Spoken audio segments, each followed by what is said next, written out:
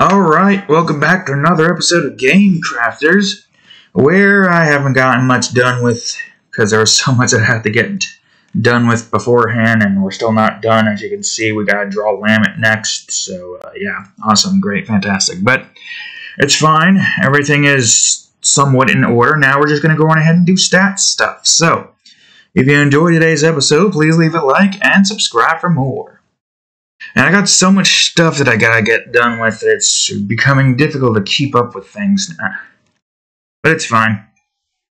We can get this done with. So, what we're gonna do is get the stats added in. And the stats shouldn't be too difficult, but there's gonna be a few things I'm gonna have to try to figure out fully, so I guess we'll worry about that later. Anyways, data.steps plus equals 1. So, we're going in order. Somewhat, so to speak. As you can tell by, this. We're not going to worry about these fully just yet because this needs more of the map to be made. This one we can set up. That one we can set up. But these we can't set up yet fully. I don't even know how many levels we have left. And I don't recall how much I'm going to have of these two yet. I haven't even gotten Mapology set up yet, as you can see. It's still a mess. Well, that's also still a mess, but that is set up. But that has a W and an S there. It is what it is. Right now, we're just going to focus on getting the stats in, which at this particular point doesn't exactly matter too much, but it's fine. Well, I guess, yeah, technically this is going to contribute to all steps, so even if you're in, like, ice, poison, or tar, these are all going to contribute to the step counter regardless, because you're still taking a step.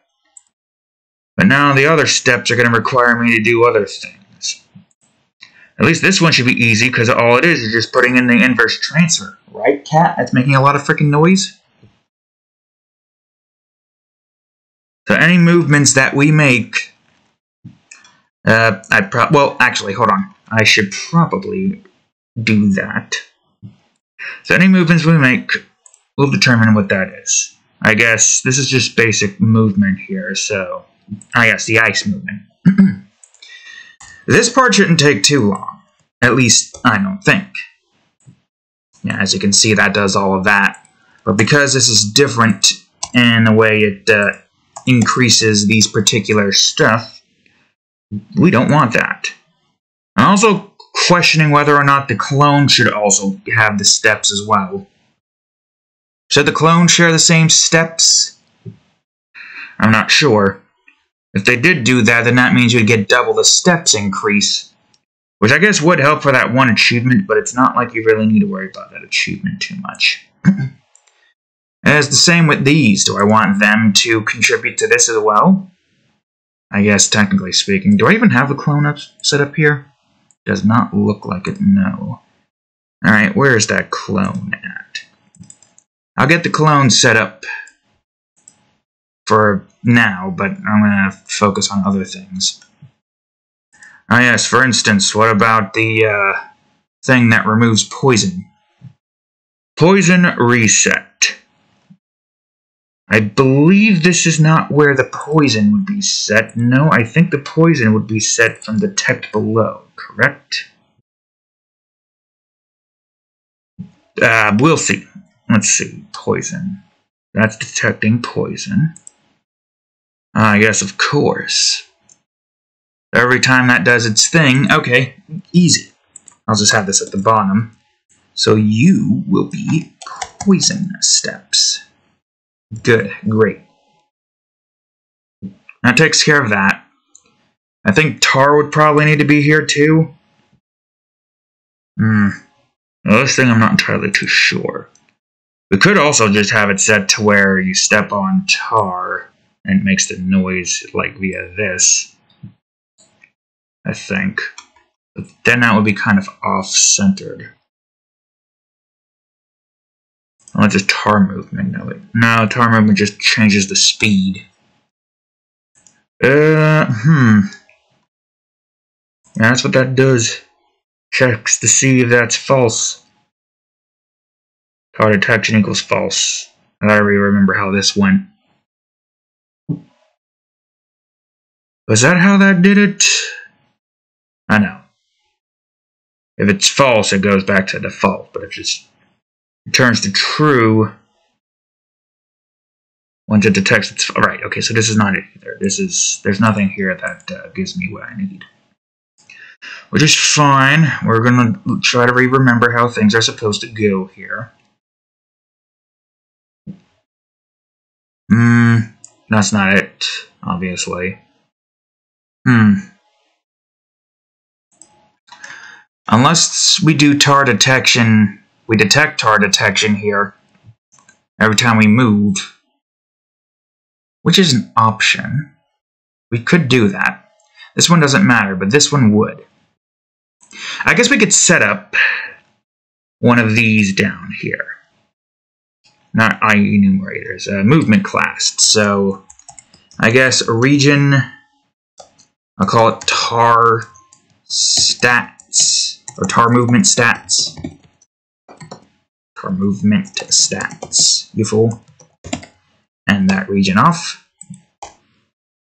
And if it is just simply detecting to see if, where was it again, tar.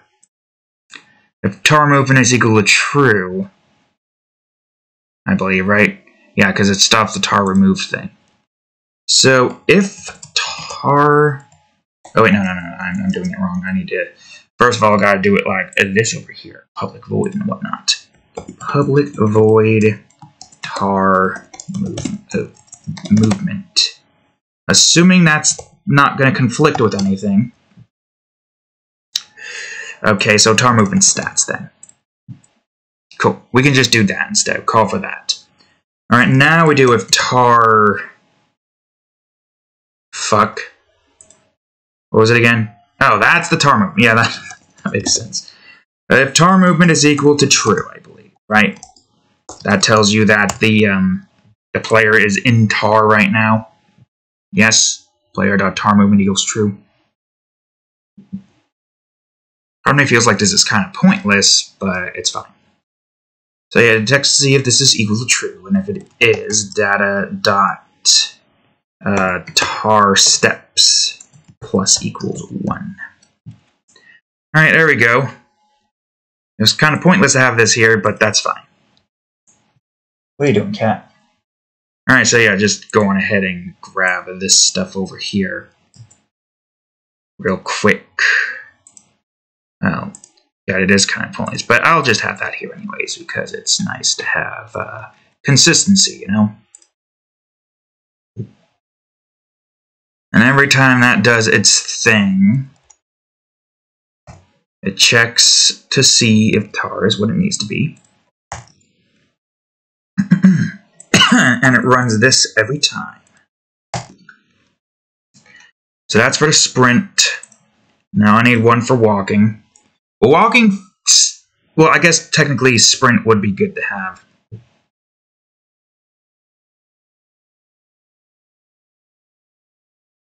See, now I'm not sure if that's going to be a problem. Well, I guess this doesn't run the sequence twice, so no, it shouldn't be a problem. It should be fine. This should be fine. Because if it did run it twice, then it would double up. But because it doesn't run it twice, that means this should be fine. It shouldn't double up the tar twice. There's no way to know for sure until we can get, like, the game working. Until we can get, like, all the zones that we need built to get the tar stuff going. But that should be fine. The inverse stuff doesn't exactly matter. Technically, I didn't even test to see if the crate and poison stuff would still work the same way. Would it still work, or did I have that set to where it doesn't detect to see if inverse is there? That's interesting. How did I not test that out before? I'm curious. Let me go to my level template real quick and figure this out. Where is everything? Okay, there it is. Can I scroll in without you being a douche? Good. Great. Fantastic. Yeah, now I'm actually curious. How did I not test that? I'm going to go on ahead and do a quick test of that real quick. Where's my gameplay objects? Alright, clones just get placed in between here. Oh, right. Hold on. I need to not be here. Take me to the game scene. There we go. Now I can scroll without being pestered by stuff. Well, this is going to be annoying because I have to build the level a bit to get everything set. I need to get crate here. I need to figure out how to get the... Or I could just do it like this instead. No. Oh yeah, that makes sense. Why not just lock this thing so that I can't touch the perimeter? Yeah, awesome. I'm glad I learned that technique, because now it's not going to be a pain to try to grab the things I need to grab. Let me grab inverse real quick. Yep, inverse over here. Yeah, if you just go in the direction you're going in, that should work. And if I just put poison to this side, that would test that. I mean, I guess technically it makes sense, because the player is technically entering it. But I don't know if it works the way that I think it would work. Oh wait, right, I forgot to put the headphones. And also the volume is not on currently. I mean, I guess technically the headphones don't really matter too much, because we're not doing much gameplay stuff, but I'm going to set this up anyways. There we go. Alright, let's see. Yeah, I got poisoned. But I didn't get poisoned after that. Interesting. So because we moved on the first instance... Oh, but now that means if we move, we're dead. Alright, that's interesting. I forgot that was a thing that could occur. I guess what I could do is check to see if player dot... What is it? Inverse is equal to false? I believe so. So now we shouldn't have to worry about the player themselves getting hit by the poison. Or poisoned by the poison. But the poison effect is still there.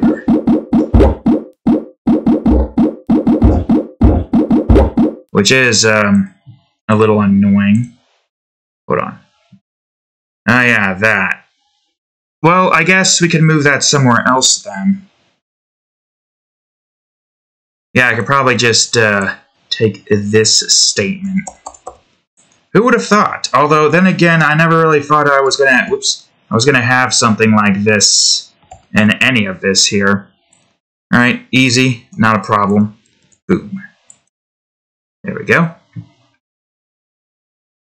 Although I don't know why that's not turning the thing it's supposed to turn into.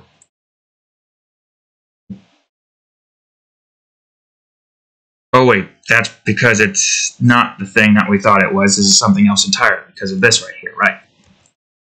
So now that means that the player shouldn't get poisoned. Also, this means I probably should go on ahead and grab some script stuff here. Oh yeah, poison makes sense. Water makes sense to not have to worry about that because, you know, you'll just simply die as soon as it goes into the water. And tar... I guess that one depends, really. I could just bring tar up and test that out. Why am I doing this now of all times? Well, I'm doing it now while it's on my mind because I got a bunch of other stuff that I gotta get done with. So I probably could just, you know, do this. There we go. So now, as soon as the clone removes themselves from here... Oh, and I can go back there.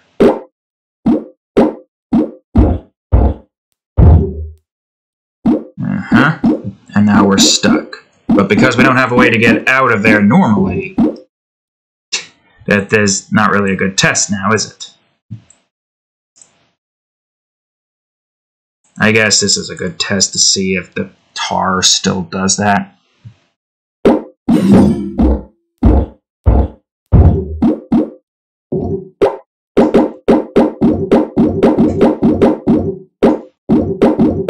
Interesting. It still does the tar effect. Thing is, I don't know if that's actually bringing that up.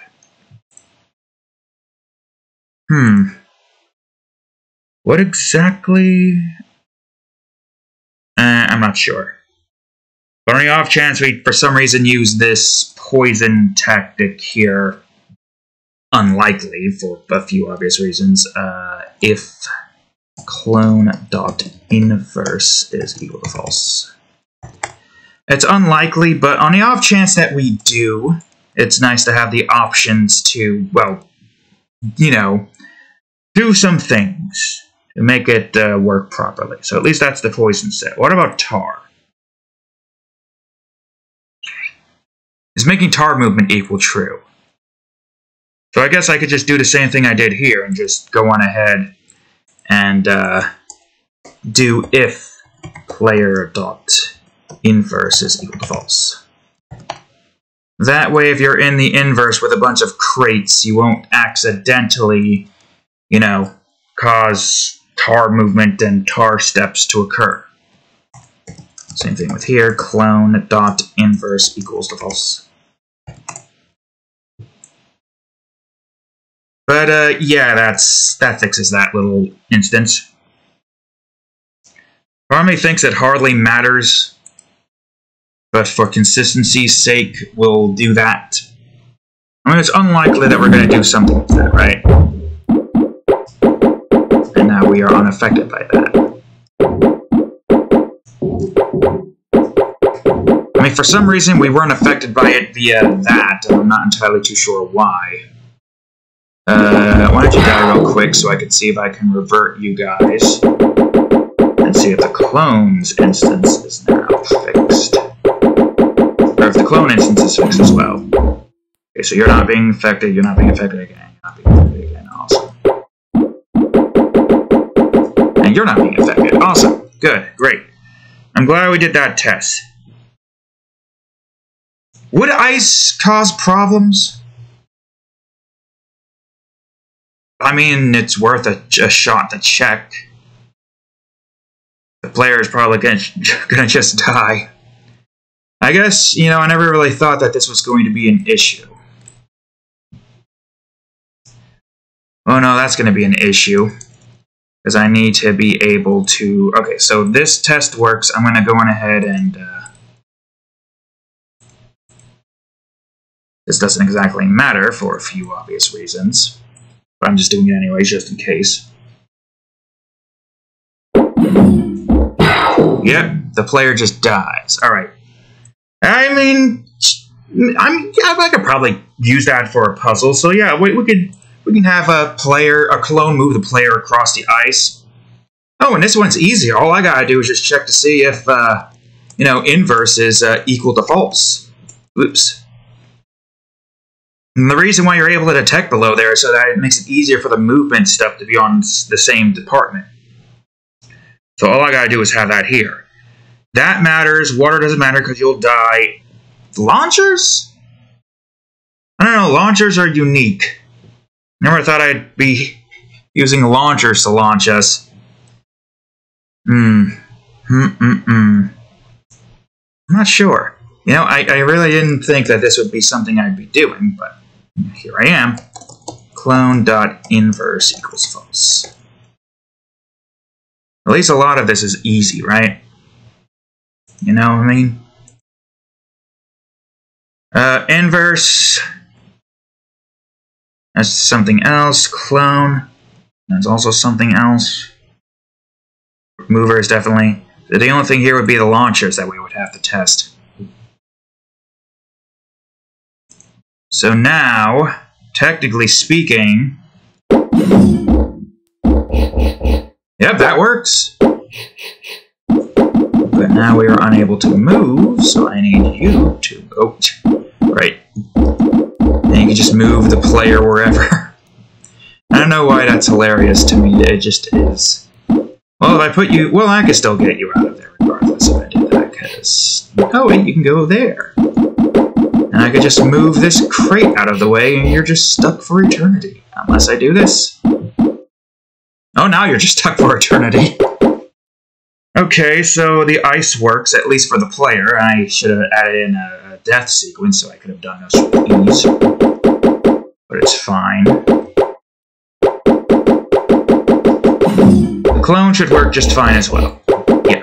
The clone is where you need to be. Good, great, fantastic. Alright.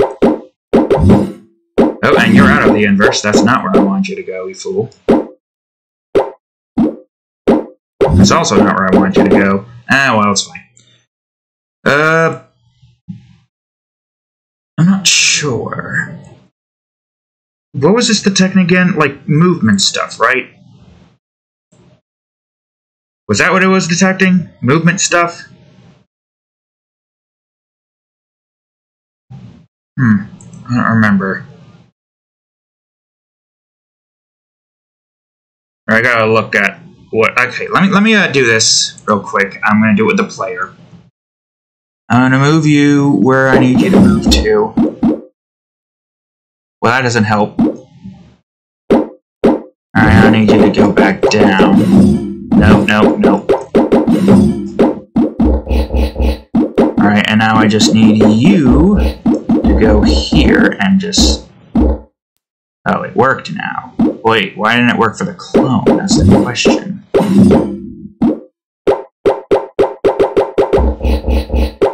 Huh. Maybe I had it set for the player, but not the clone, whatever I did. Or I just double-clicked it. I might have just double-clicked it. Never mind. Alright, never mind. It's fine. I think I just accidentally double-clicked it. I am working with a broken W key, which is literally just a plastic nub right now. Anyways, awesome. So the only other test that I needed to perform. Yeah, I didn't think I was going to be doing tests here, but you know what? It is what it is. So the only other tests I need to perform now are launchers. So just put a launcher here. I think it's still going to launch you just in the opposite direction. I don't know how that would make it work perfectly. Unless there's a way to have the player's, what do you call it, movement change depending on where the thing is. I mean, let me see something for a second. Where's my clone at? Here you are. You had a movement run, right? Yeah, clone movement. And then you were detecting the clone. I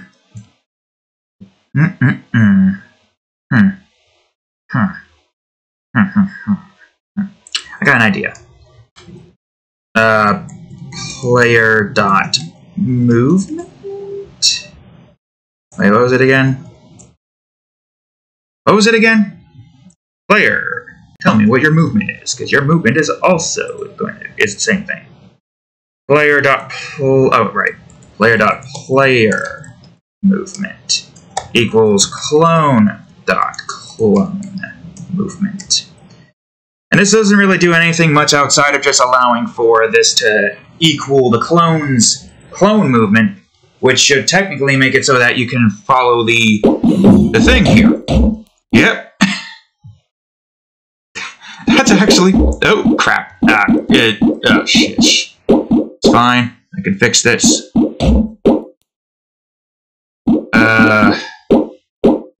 There we go. Shoot. Yeah. Because you equal the clone's movement, that works. Yes. And you coming out doesn't change that because your movement changes back to what it's supposed to be. Which is that. Awesome. Cool. That actually does give for some pretty interesting mechanics with that, so that's good. I'll try to remember that. And then fail miserably to remember that. Now I just need you to take the same instance. Wait. Oh yeah, because No. That's the inverse. I'm looking for the clone, not the launcher. The launcher is fine, it's just... Or the player, I mean. It's just that this needs to be this. Awesome. Cool. I didn't even know that this was a thing. So this works perfectly. Hell, we probably could have even had the ice be the same as it ever was, but you know what? For sake of not, like, having the statistics get moved, this is fine as is. So yeah, now the clone should work.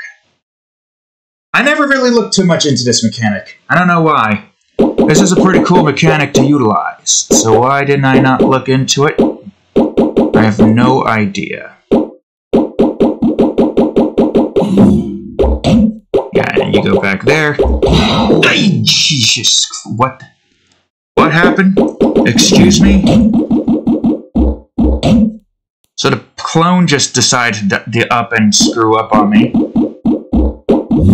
Okay, I don't know what the hell just happened. I'm somehow jump scared. What? No. The test won't work if it's not what it's supposed to be. What the hell?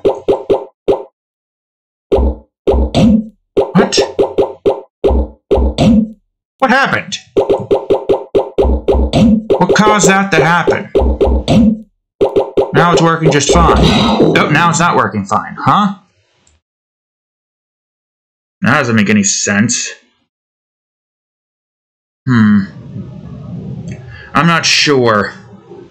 Do we want the launcher mechanic if that's going to break? Let me see if it's just breaking with the player as well.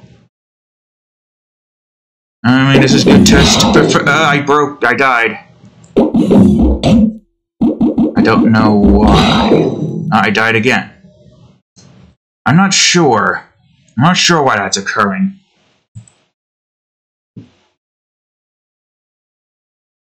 There's an instance, right? Or what do you call it? Instance in this, right? No, that's not what I want. I don't quite recall, but if that doesn't work, which kind of sucks if it doesn't work. It might be because this is not on a timer like, you know, most things are. Right? Inverse death. Yeah, 0.25 F. Could be the reason. I have no idea. I didn't expect that this was going to be something I needed to fix. So let me see. Wall detections. Yeah, you stopped the inverse death core team.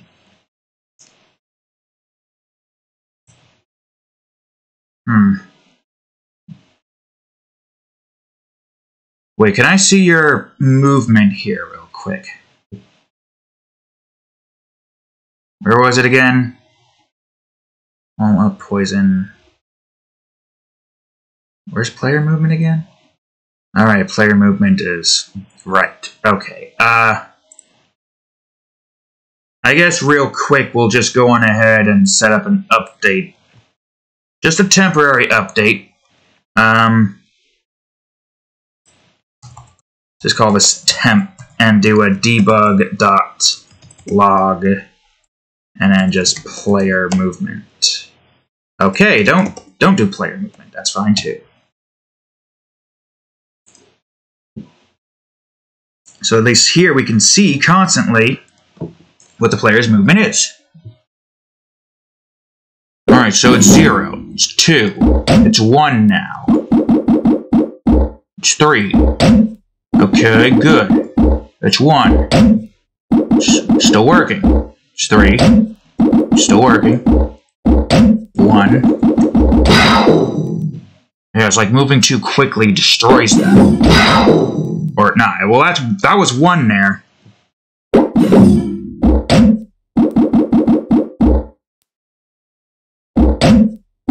don't get it. It's 1 now. So now you move, right? It's 3. Now you move. It's 1. You're moving still. 3. 1. 3. Maybe it's because we're moving too fast?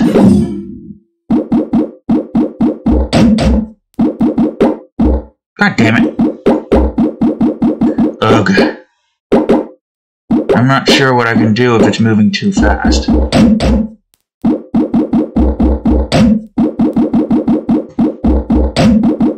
not sure what the sprinting is causing. Yeah, that's what I don't get. Why is the sprinting causing that to screw up? Like, okay, so if I were to just go on ahead and bring this stuff back here. I just go slowly.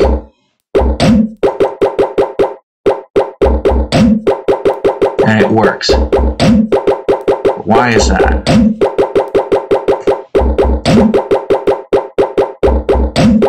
Maybe it's because this thing can't keep up? Probably. I think I remember. I think I remember actually now. What was it again? This was on like a cooldown or something? Because it only does that when you get to that point. Well, let me check. Launcher. Launcher removed. What's the launcher removed routine? 0.25 seconds. Okay. And the player's sprint was what again? Let me go down. Sprinting. 0.05. Wait, what? There's something here that I don't get. Moving normally let that go by quickly. And that's 0.25. I don't know if that's the reason why that's occurring. It might just be inverse def.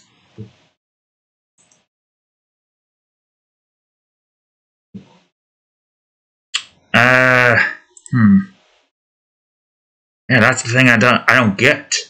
Player dot did no, this is fine. Where's your equal true? Player dot create. I'm gonna try something real quick.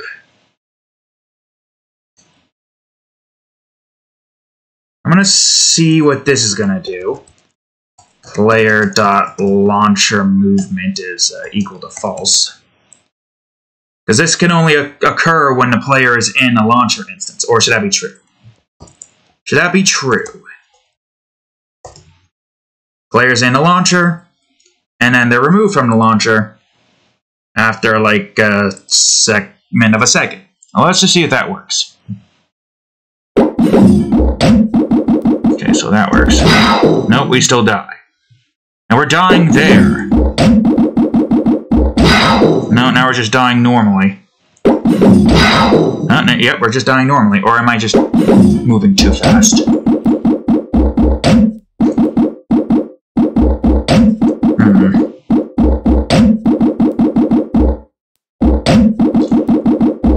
move fast and it doesn't work. Why is that? Is it because it doesn't work off of the... wait, actually, yeah, that might be a good idea to check. What's my... launcher movement? Yeah, just... Okay. You check to see if that's true. Check to see if walk is true. And dead is false. Interesting. That would make sense. Because normally just going in without, like, any of this, going in sprint mode works just fine. Like, it works just... Well, obviously it works just fine, because the fact that there's no freaking inverse killing you.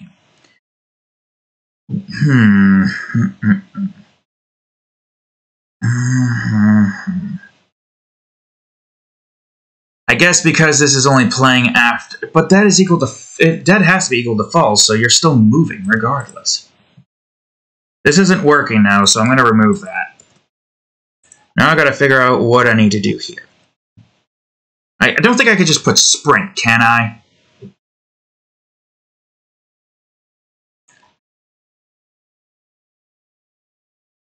I mean... Sprint equals true. Or no, that's not a launcher movement. Right, launch movement equals false.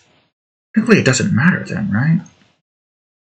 Or is it just a means to try to, like, keep that going at a walking pace? That would be the case then. So... That means this isn't going to work, because this is doing its thing. Ooh, it doesn't make any sense because the crate goes at its own pace, right? So why is it dying?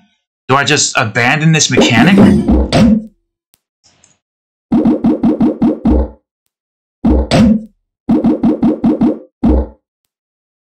Is the player still moving?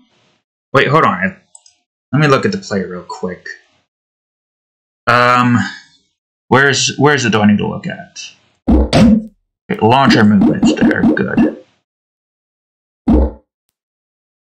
What am I looking for? Walk? Oh yeah, that's right. I didn't make those public, so I can't see if those are actually being changed. Give me a second. I'm gonna make these public real quick. I really didn't think I'd be doing this. Alright, let's make you both public. Just for now. Alright. That didn't make any sense. That's fine now, I guess. Alright, now I can see your walk and sprint stuff.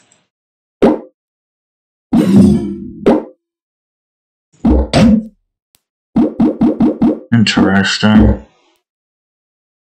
So still doing that moves you, huh?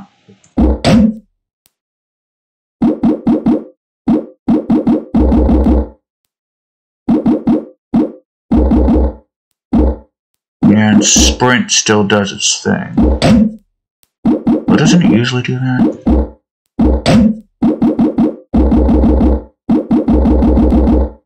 Interesting. Alright, we're learning something new here. So what's causing that to occur? That's the question. Alright, revert these back to private. There we go. Now, you know, I didn't think I'd be having to fix a mechanic that I didn't even know existed, but here we are. Alright, let's see. Which one is this for? Yeah, this is for inverse false, so this is not what we need. Not this one, at least. We need inverse here.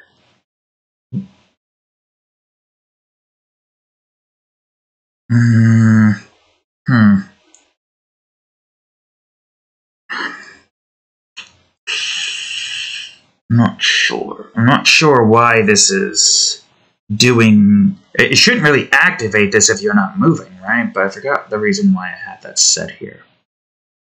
It's been a while. I don't really recall what I did in this department. I mean, you're still being moved when you are detected by the clone, right? Right. Well, this one didn't help. Inverse death. Let's see. Yeah, there's the clone. Detects this, detects that. Inverse clone move.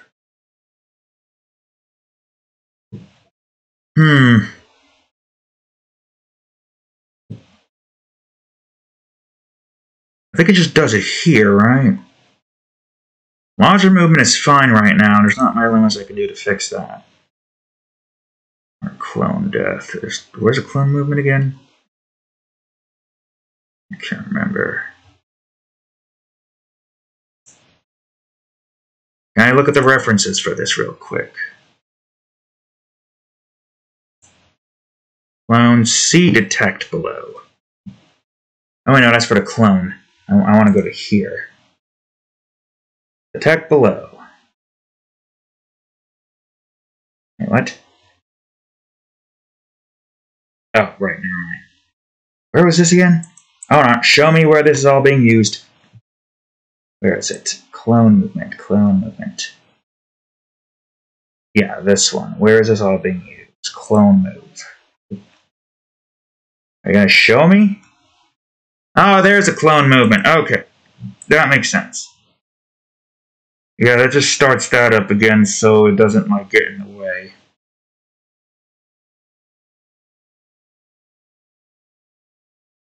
Huh. Alright, let me think.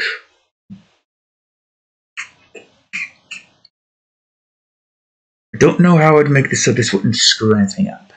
Because I think the way this is set is... Ooh, I should probably close this up so I don't have to deal with this zip sound. I think the way to make this work... This needs to have this cooldown here for walking. The only other thing I can think of is if we have like a launch cooldown in its wake instead.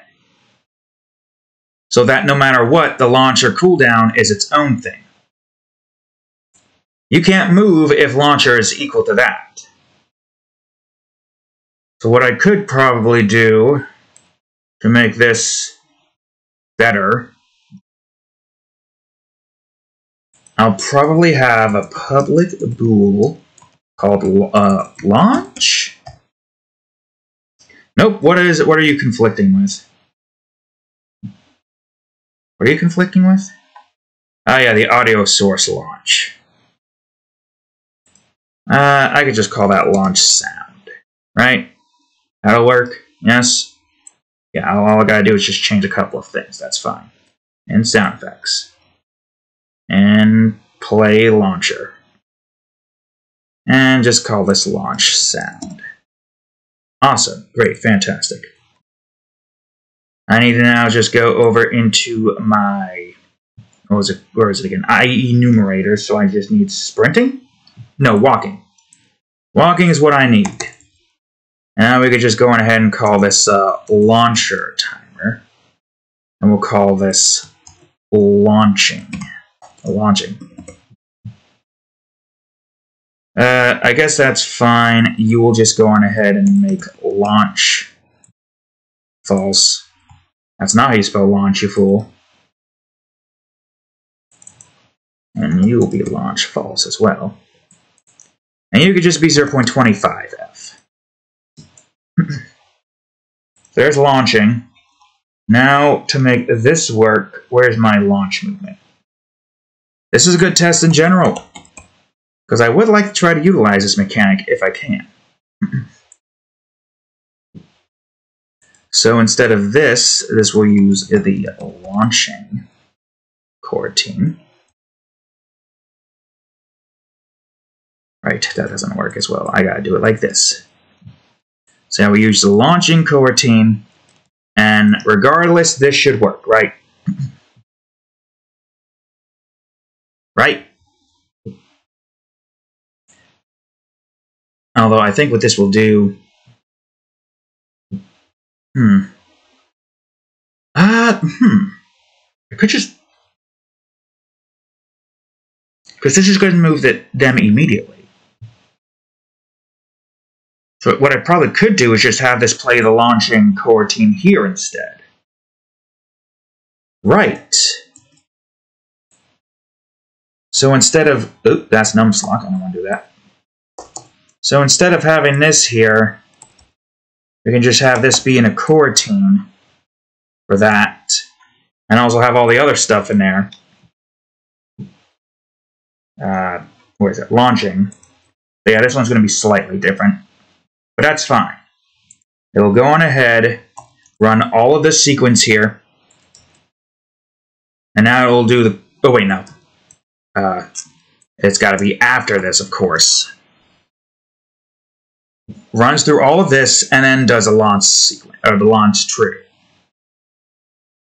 I think. Launch needs to be equal to true, right? Correct? I could probably get rid of the clone movement now, since that didn't really do anything. Yeah, launch equals true. Okay, so in other words, well, the launcher should still work regardless. It does not work. I am now stuck. Huh? Alright, because it's... Right. It's trying to start the coroutine multiple times? So just make the launch here instead. So have that here instead. Start launch coroutine. And then move. Right? Imagine unless something here broke. And if that just activates that. So unless I spelled it wrong, which is a possibility. But you're not telling me if I spelled it... Well, of course you're not telling me if I spelled it wrong. You are in the way. Where is he? Ah, there you go. Get out of here. You're not needed. No, this is being used. It's waiting for 0.25 seconds. And it ain't working. That's annoying. That's extremely annoying. So that means that this technique isn't going to work. Okay, well I'm going to have to delete that again, aren't I?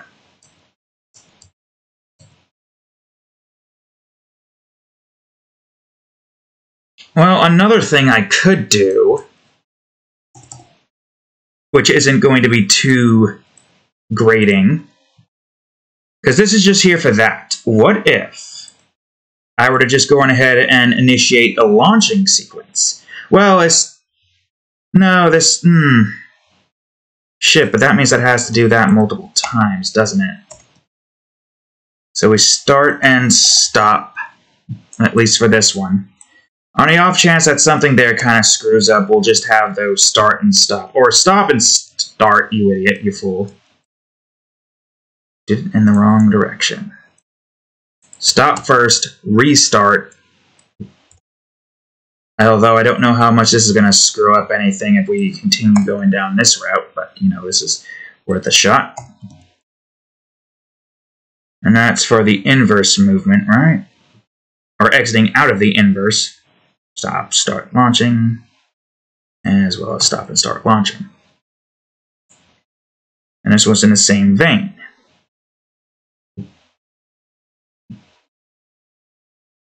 Let's see. So all I gotta do is just remove the stop, keep the start. And we just run this sequence, and we should be golden. Technically, this shouldn't matter because you shouldn't be able to move on to a launcher in the inverse, normally, without the clone. So now this should work, question mark? Well, let's see if this works. The audio cannot be, no. Wait, what? Why didn't it play a sound? Play launcher. Oh, because launching sound is changed. Right, I forgot about that tidbit. Okay, give me a second. This is an easy fix. I just gotta go to the U for a real quick minute. Put my launcher sound here. And now that should be golden, right? You should have what you need. Yes, you do. Awesome. Okay, now the launcher sound should work. Yep, that still works the same as it needs to work. Oh wait, right, I can't do it like that. I gotta do it like this. Alright, awesome. Come over here, clone. I need you to kill me. Okay, let's see. Nope, we still die. Matter of fact, that just doesn't make it work in general. Hold on, let me see something. Oh. Wait, do we move immediately? I don't know. I think I might have screwed up a bunch of stuff here. I want this mechanic to work, but you're just making it difficult to make work.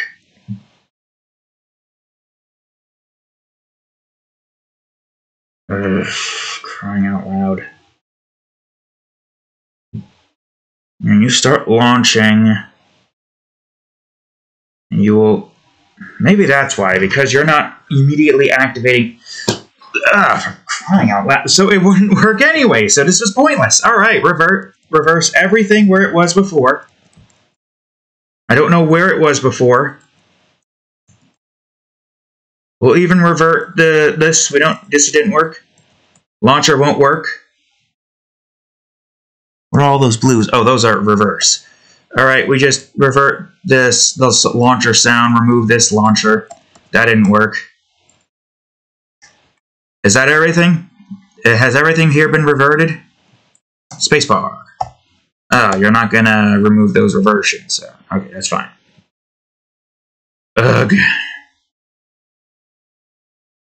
So you're the one that's causing a lot of issues then, regardless.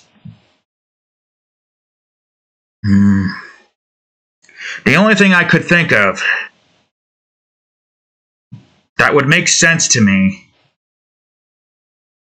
is if we stopped the walking sequence. I don't know if this is going to screw up anything in general. I'm hoping it doesn't. But mayhaps if we keep stopping the walking sequence,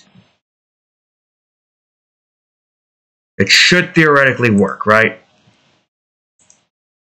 Because the player moves on to there just fine, but maybe it's because we don't have to stop here. Okay, that worked. Was that the reason? So, because the clone wasn't stopped. Right, hold on. Nope, fuck. Get your ass back in there. No, get your ass back in. There we go. I need you to get out.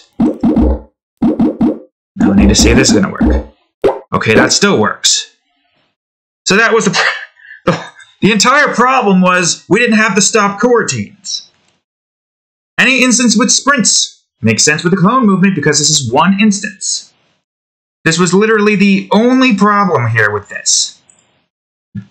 That was the only problem, was the fact that we did not implement a stop for the walking sequence. Which I don't understand why I didn't do that to begin with, because, you know, at the end of the day, this sequence makes sense. It's what we use, I mean, despite the fact that sprinting is in a different area, but it's fine. Yeah, it makes sense. That does make sense. The reason why that works is because it has stop. And the reason why this didn't work is because this didn't have stop. It all makes sense now. It was a simple fix. It literally was a simple fix. Now I just need to get the clone into position. I should just build... Ow. I meant to do something else, but I did the stupid instead and then got ourselves killed. Crap. It's fine. So now, no matter what, that should work, right? Yep. Ah, shit, right, I can't do that. I need you to... I don't know what I need you to do, but it definitely was not that. Christ, trying to build anything with the clone is going to just be a nightmare scenario. I swear. I'm curious. Oh, yeah, that is interesting. That is interesting indeed. I guess technically that makes sense. Huh. Huh. Could we use it as a mechanic? Oh wait, no. Well, first of all, no, I guess technically you could do that with the player on multiple instances. Could you please get it out of the goddamn way? I guess that makes sense.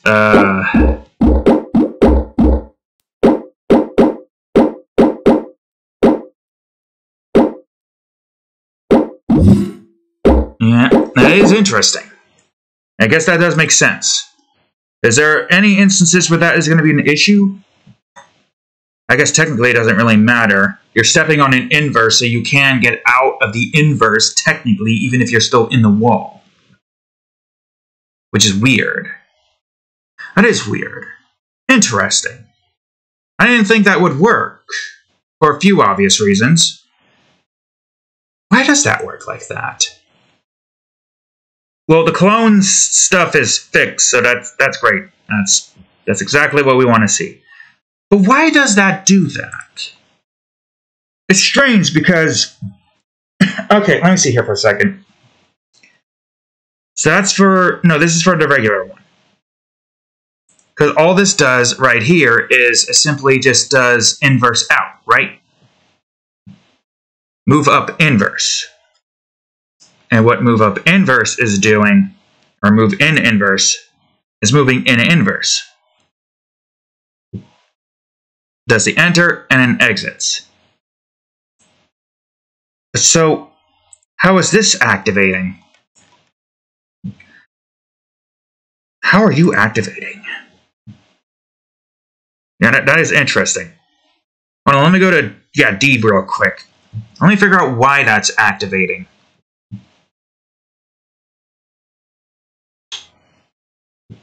How is that activating? Huh?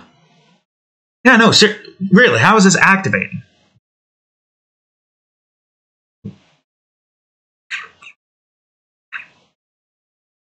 Because this is only detecting for inverses on the right. Yes? Huh. It's just not really like that big of a deal since I don't think we're ever going to really utilize this. I don't think this can be utilized to, like, break the game. I don't think there's anything that can be utilized in general for that, so... I mean, it's fine. That's something we can keep in. A nice little feature. But why does that do that? That's the thing that I don't get. You're detecting if there's an inverse block there. Below you, the player. That's what you guys are doing. You're detecting if inverse block is there. If I press D... Oh, hold on, D. I'm pressing D, and you're detecting that there's a wall right there. Actually, I am genuinely curious as to how that is working. Tell me wall right is here.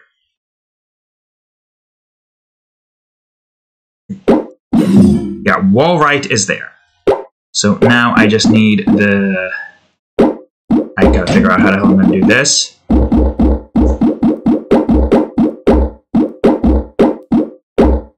Okay, so wall right... Yeah, wall right isn't active. You can see right here that wall right isn't active. So how are you activating that? Sure, inverse block is true. That is the case. But this is going to move you into the inverse, not out.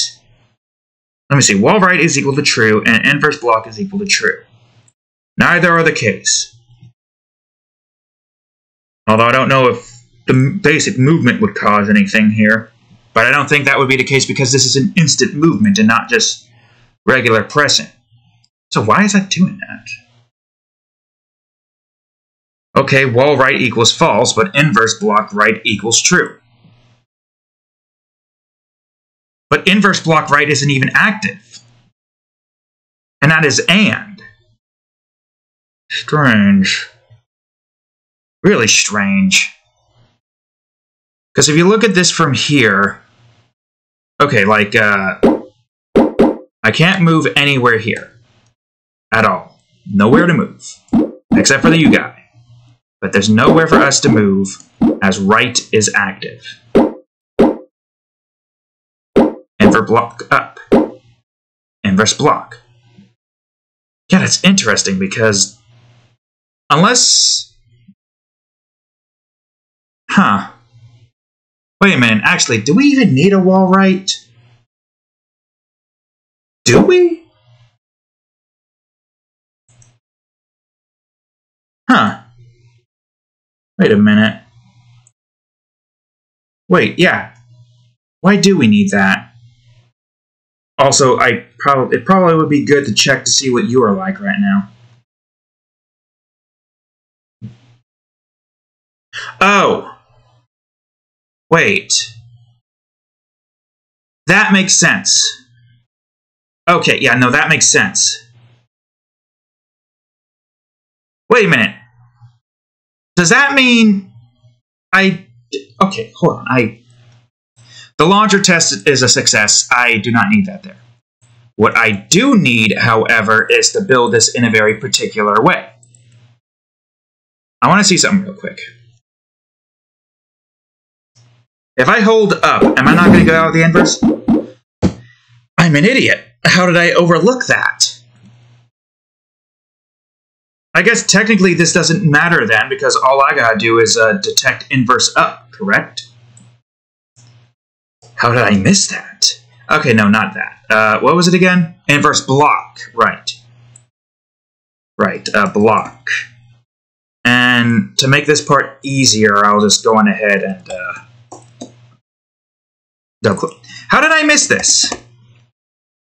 How did I let this? How did you let me let this by? Yeah, no, that's not what you want. And also, this is kind of pointless, but I'm still going to leave that there anyways, because that's useful. I'm glad we're going back into figuring things out here, because I didn't realize that there were still things that weren't working properly. Sprint works properly. You do not. Oh, I didn't even need to do any of that. So now that means if this is here, you can't exit out. It all makes sense now.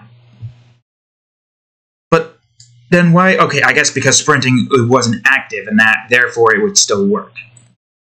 Okay, now it should work. Now I should be able to exit out of the inverse normally. Or not. Why not? What happened? What did I screw up? Oh, that's where I screwed up. I forgot to put up here. As I was doing some block changes and whatnot.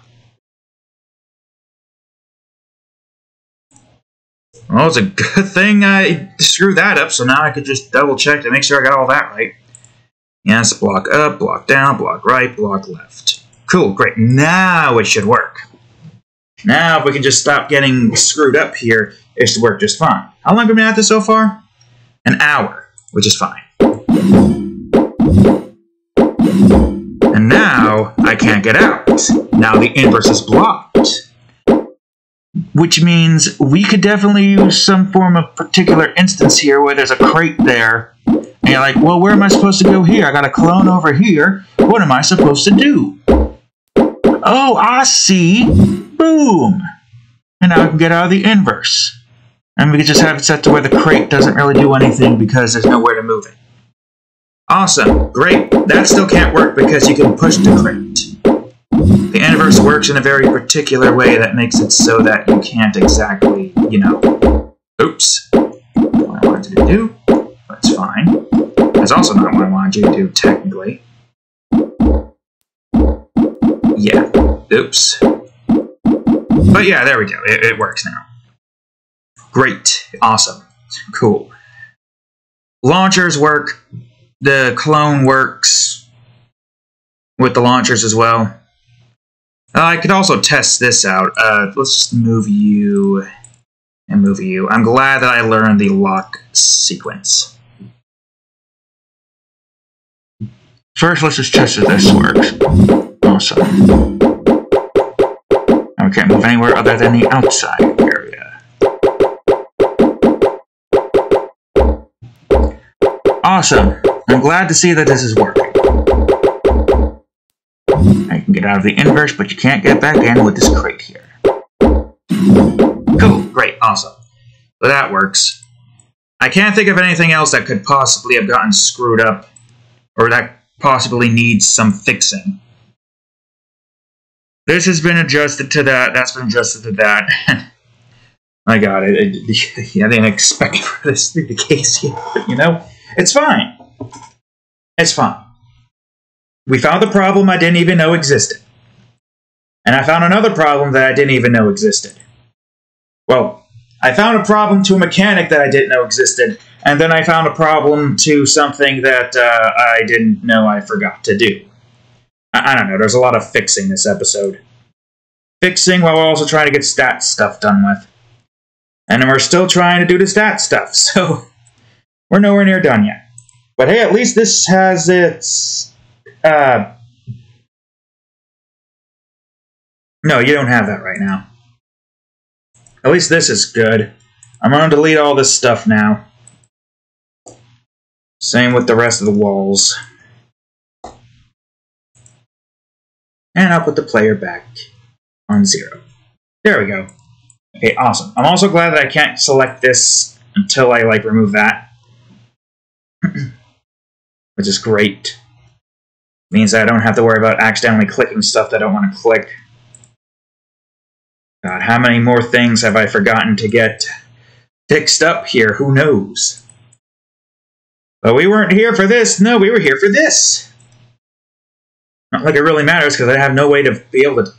I guess I probably could do, a temporary system in the pause, or a unique script thing that I can, place some... I don't know. I could do a temporary debug log to see where all of our stats are when I press a button. Maybe spacebar. Yeah, sure, why not? That's what we can do. But I need to have access to this so I can see what's going on here. I'll probably put this in the one with the everything instance so I know all the things that needs to be done there. Alright, so let's focus on the player first. Right, a data.launchers used. Plus equals 1, of course. Well, I guess that's fine. I should probably just have it be in the play launcher section. Actually, yeah, why don't I? That would make things so much easier. I can't do that for something like ice, can I?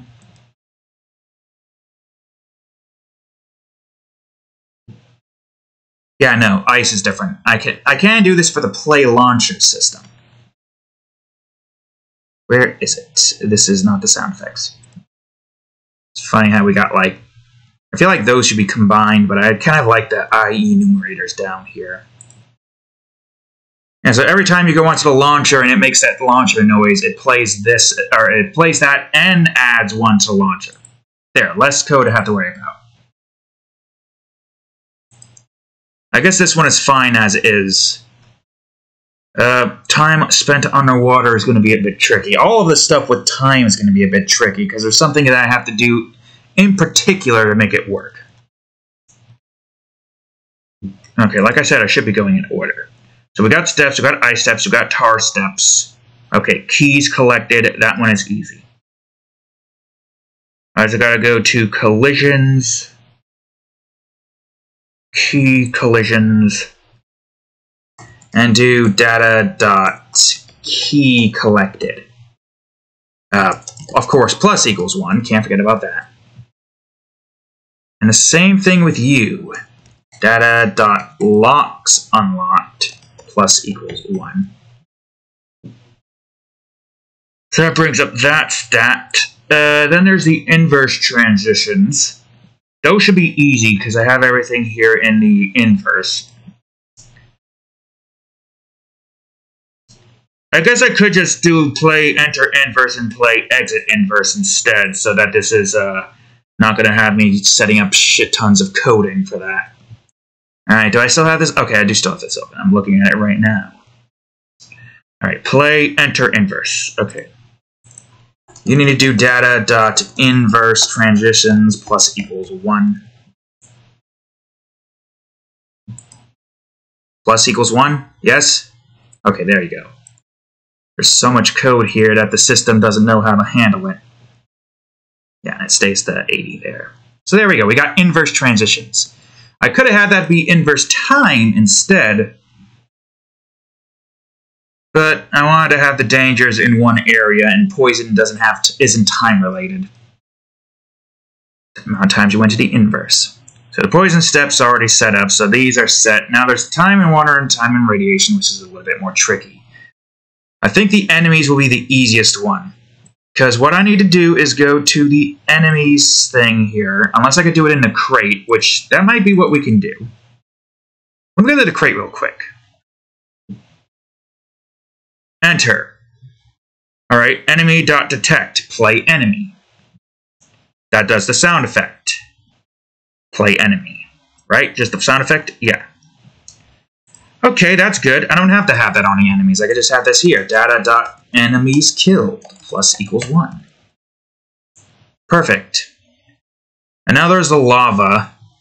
Lava's covered, makes sense. That would have to be... where exactly? Here. Right.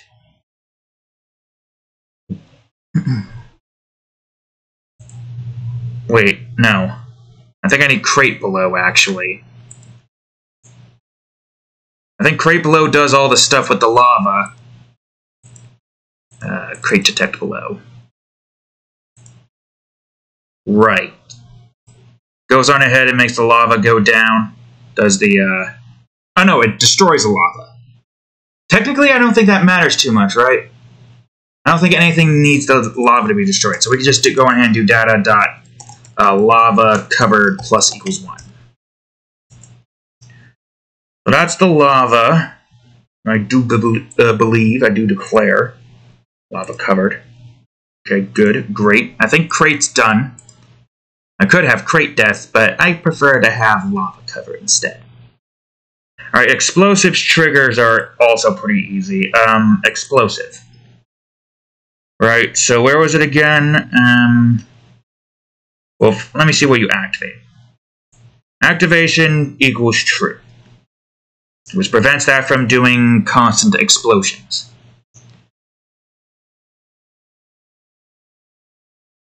Player detection equals, yeah, start the countdown, fast boom. I think... oh, wait, no. Oh yeah, and that's where we had play... oh wait, no, that's the play, so right, of course.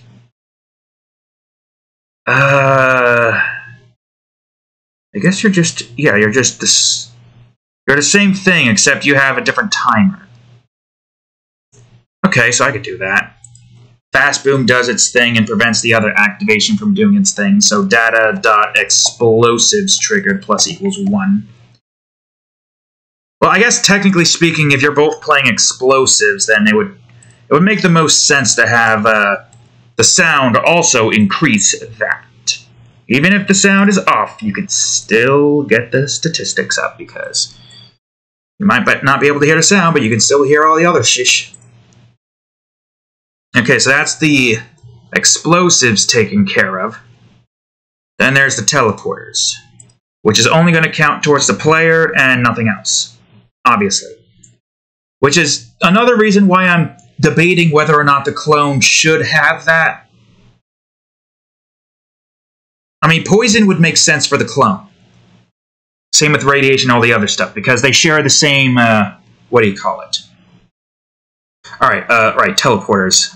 I guess, technically speaking, this is the only way to make the teleporter instance easier. So data.teleporters use plus equals 1. And it only plays once regardless, so, yeah. Because if it has to play multiple times, it's going to sound like crap. Alright, good. And because crates and everything else uses that, and we don't want that. Now I know what's next is the shifter. So I guess technically the player shift sound will make this easy as well. Where was the sound again? Oh wait, it was in the walk. Right. Or not. No, it's not in the walk. That wouldn't make any sense. Launch, poison, water enter, drowning, radiation, teleporter, lock, key, inverse, what? Do I not have the... Doesn't make any sense. Unless I have it playing here for some reason, but why would I have it play... Oh no, the shifters are the ones that do that. Right. I forgot. But then that means that the clone is also going to do the shifter sound. And that means the shifter sound is going to get doubled. Well, the only other way to make it so that the... Or we just bank and have the clone also do that, but I don't know. The stats are the player's stats alone, but also that means that if the clone unlocks a door, then that means that the door won't get utilized. Unless the clone shares, like, the keys and what... Okay, so the things that the clone shares, like the keys and the locks and these three... Christ. Yeah, because that's going to be a pain. I don't remember what I need to do for the timer stuff. There was a very particular thing that you could do with timer. Shish. Yeah, because the player has all of this stuff here. And the movement stuff. Got a lot of stuff here as well. Shish. Alright, it's fine. I can figure this out. Well, first things first, the shifter. Data.shifters use plus equals 1. Which will allow for that to go up multiple times if the clone also is doing that. So if the clone is going to have the steps there, that's where we would have it. We need to have key collections for the clone at least. Alright, where's my collection stuff? Enter detections, here we go. What was the other one again? Launchers use, and we already got that set up technically. Key detections. Data.keys collected plus equals 1. And then there's a lock detection.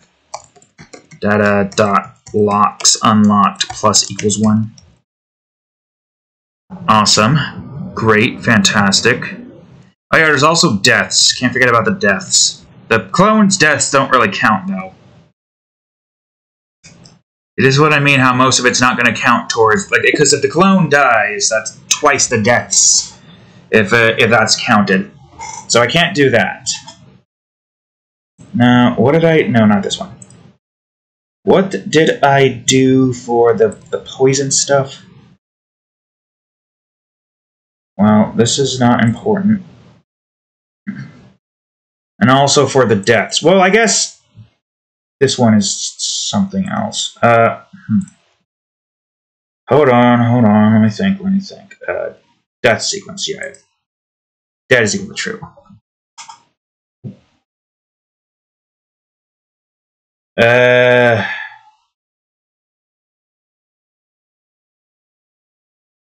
I guess what I could do with, because that there's a very specific thing that occurs here.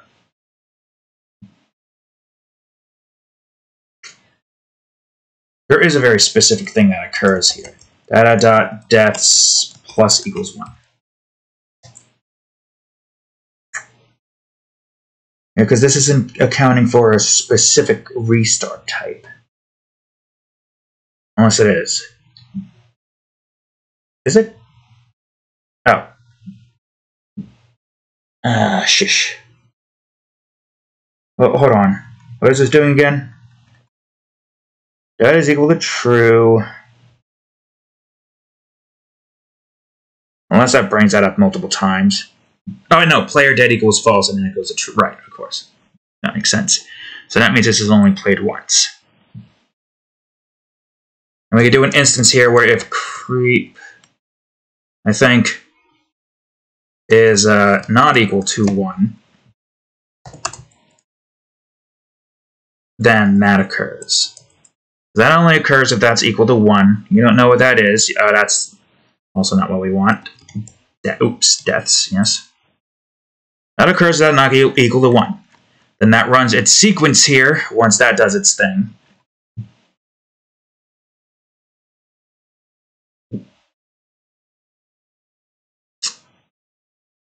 I could also run 2 different sequences here, so we could do an else if or an else sequence. So if it is equal to 1, it does that. There's something else here that has to be set, but you don't need to worry about that yet. That will probably... yeah, this will only really be used once. I should probably rename this to initial creep restart. Initial. There. Does its little creepy sequence. Has a timer set here. Probably something else here set. You don't need to worry about that. I need to worry about that. But at least that takes care of that. So if it's not equal to 1, does this. If it is equal to 1, does that. Hopefully. Hopefully. This only matters if this is equal to true. If creep is true, yeah, okay. Then I should at least get that set up. There's the player death where it does its usual sequence if the player dies. The clone doesn't need it, obviously. What the clone does need is poison movement, which I don't recall where I decided to put that. Oh wait, C detect below. That's right, I remember now. Because we needed to have this here. So data poison steps plus equals 1. We don't have water, we don't have the other thing. I guess this means that the shifter here isn't going to be this. The clone will share certain things that the player shares, like keys and locks, obviously. Anything that it affects on the other side makes sense. The timer system is different, obviously. For a few reasons. I guess we're going to just have to do this multiple times then. Or at least like 4 times. Whoops. Oh, that works. Right. I forgot I could just do that. Alright, good. So now only the player brings that up. Don't have to worry about anything else here. The player just brings the shifter up. And that takes care of that. Good. Great. Fantastic. You don't need to launch stuff. You don't need the other stuff. You're done here for the most part. You're done here for the most part as well. I think everything here is set now. I gotta remember how to do the time-based stuff. The launcher is set. The shifters are now set. The teleporters are set. Enemies get killed via player or clone interaction. Doesn't matter. Same with lava. Explosives also are in the same department. Clone can trigger the explosives. So yeah, the clone can trigger these and this, but it cannot trigger this or these. Even though I feel like it should. Timer thing, I think I can figure out how I need to do that.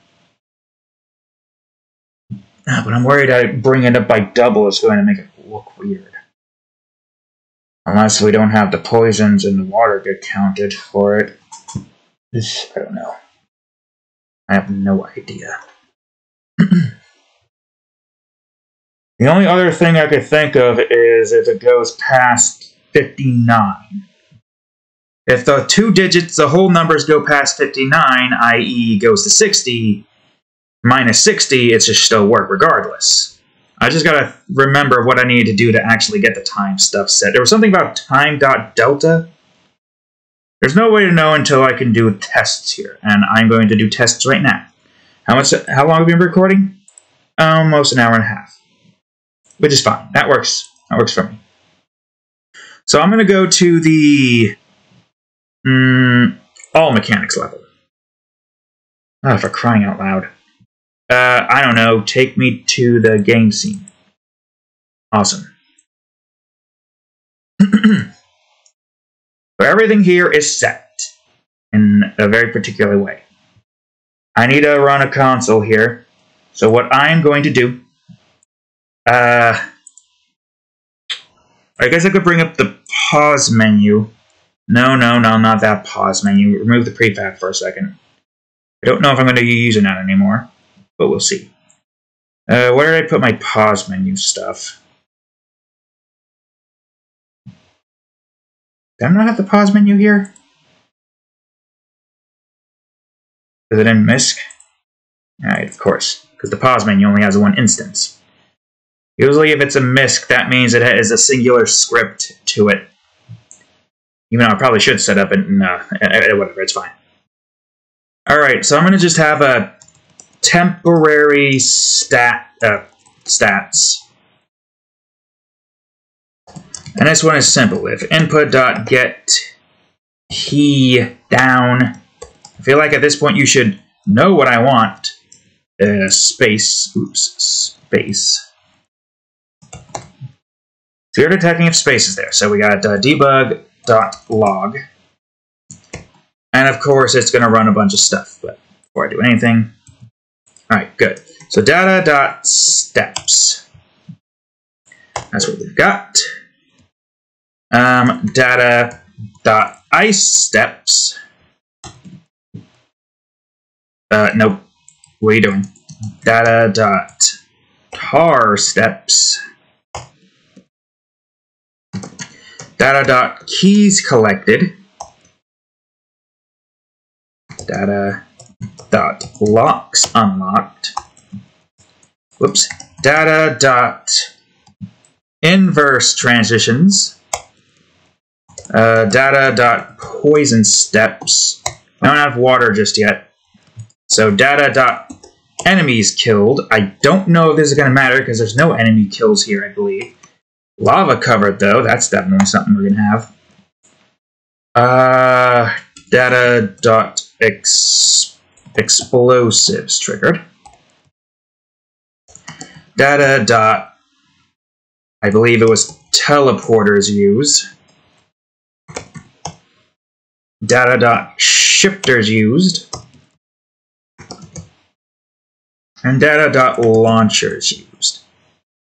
The, I guess you could say the transitional stuffs that, automatically moves the player in unique ways. Teleportation and basic launcher. You get what I mean.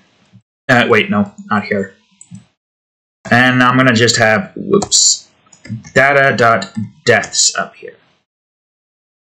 Okay, good, great, fantastic. So every time we press spacebar, this is going to go on ahead and run its sequence. So right now, when I press spacebar,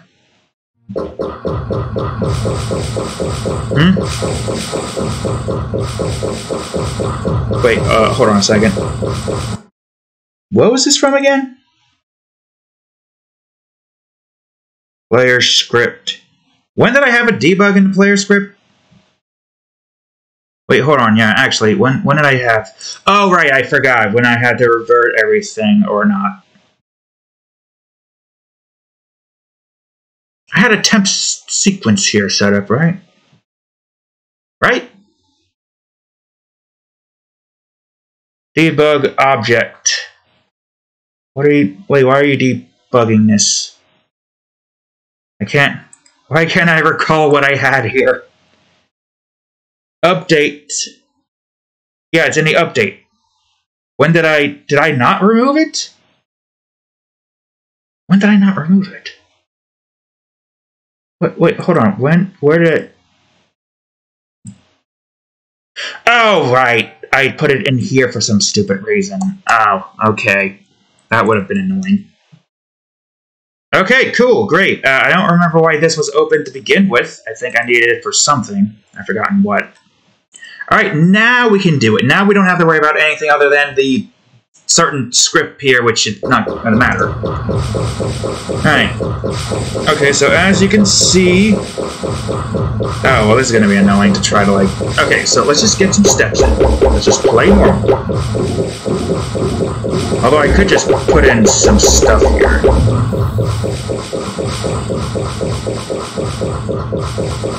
Actually, yeah, that would be easier to do, wouldn't it?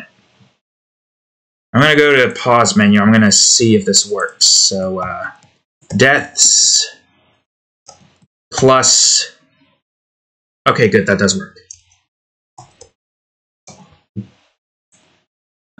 So if... Well, I guess the easiest way for me to go on ahead and do this without having to worry about this getting in the way constantly is just to do this and just go on ahead and do that. Whoops. And then we'll just type in everything we need here. So, steps. Oops. Ice steps. Car steps. Keys. Locks. Inverse. Poison steps. Enemies. Killed. I'll just do enemies or enemy instead. Lava. Explosive. Whoops. Teleporter. Shifter.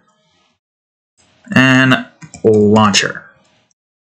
The only issue with this is this level is very freaking difficult. So trying to do anything here is gonna suck. Also, I wonder, can I zoom out on this? No? Alright, so there's our sequence there. So we're going to run as normal. Try not to die as much.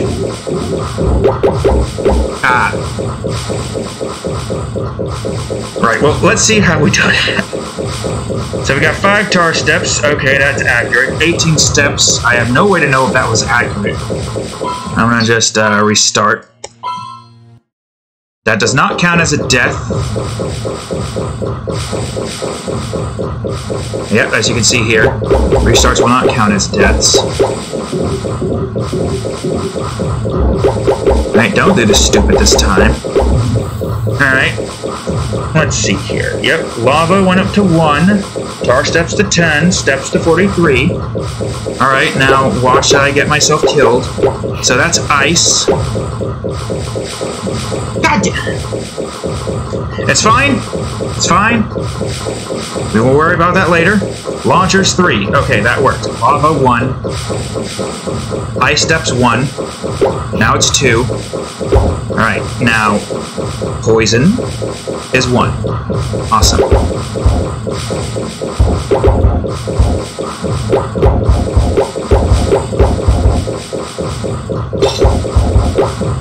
Yep.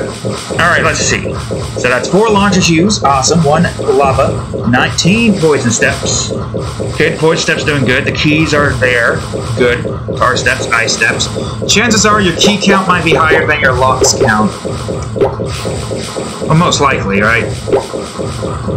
Alright. Now, we don't have water yet, so a lot of this doesn't really matter. Alright, now we're about to unlock these. Nice. Awesome. We just unlocked both of them. So that's 8 launchers used, 1 lava used, 19 poison steps, 2 locks, 11 tar steps, 4 ice, and still 0 deaths. Which is good. Now for the inverse transitions. God, I gotta remember how to do this. I don't think I can just go into full screen, can I? Yeah, no, I won't be able to go into full screen and be able to see this, so I'm just gonna minimize. God, what did I do for this again? Not yet. Now. Jesus, man. Alright, because this is still a key, technically. That should be 3 now, right? Yeah, keys are 3, and inverse is 1. Awesome, great, fantastic. God. One of the more stressful levels. Alright, so that's 3 inverses right there.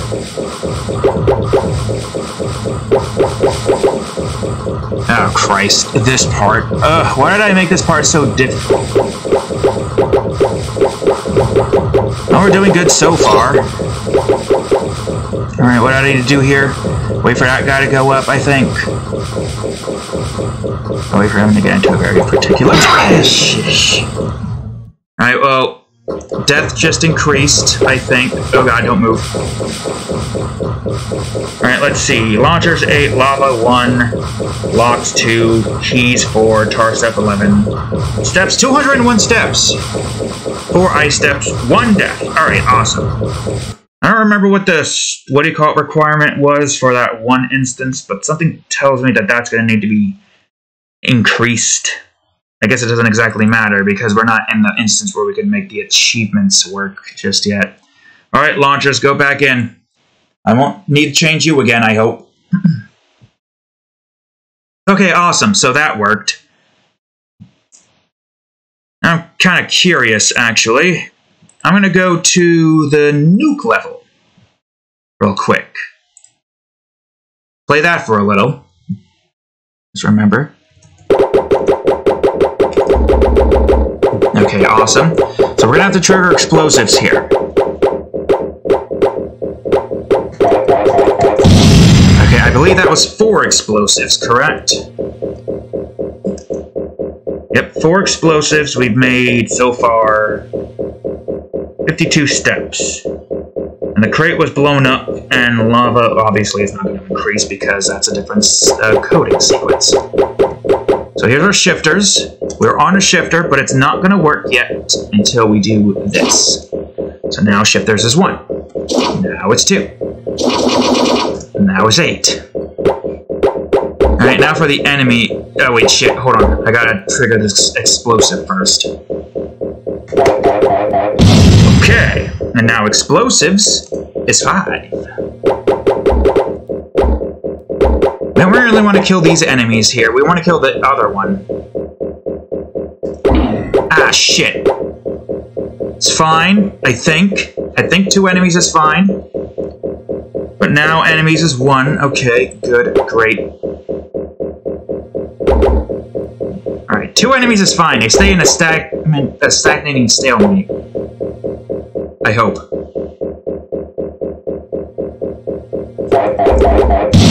Well, shit. Okay, hold on, I can do this.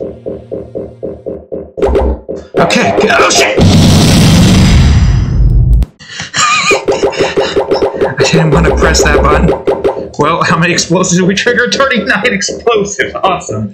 We created nuclear fallout. Cool, great, fantastic. Well, enemies went up. Wait, hold on, where am I? Shifters went up. Explosives went up. Teleporter, we didn't really get a chance to test yet. I don't think there is any teleporters in this level. Lava. Obviously, we couldn't get to there, but that already works, we know. We already did that, we already checked that, already checked those, already checked those, already checked those. And we died once. So cool, great, fantastic. Well, at least those work, but now the main question is, what exactly did I need to do to make the frickin', what do you call it, work? The time. There was something with time that I needed to do, and I just can't remember. Let me see something for a second. Did I say this was supposed to be 10 or 1,000 or 10,000 steps? Because we were able to get so many steps in at once, which makes me think we could probably get away with like 100. Get those steps in, that's not what I wanted, but it's 16. I did say 10,000. A million? Is a million a lot? You saw we got like 200 steps there on that one level. I guess it doesn't matter.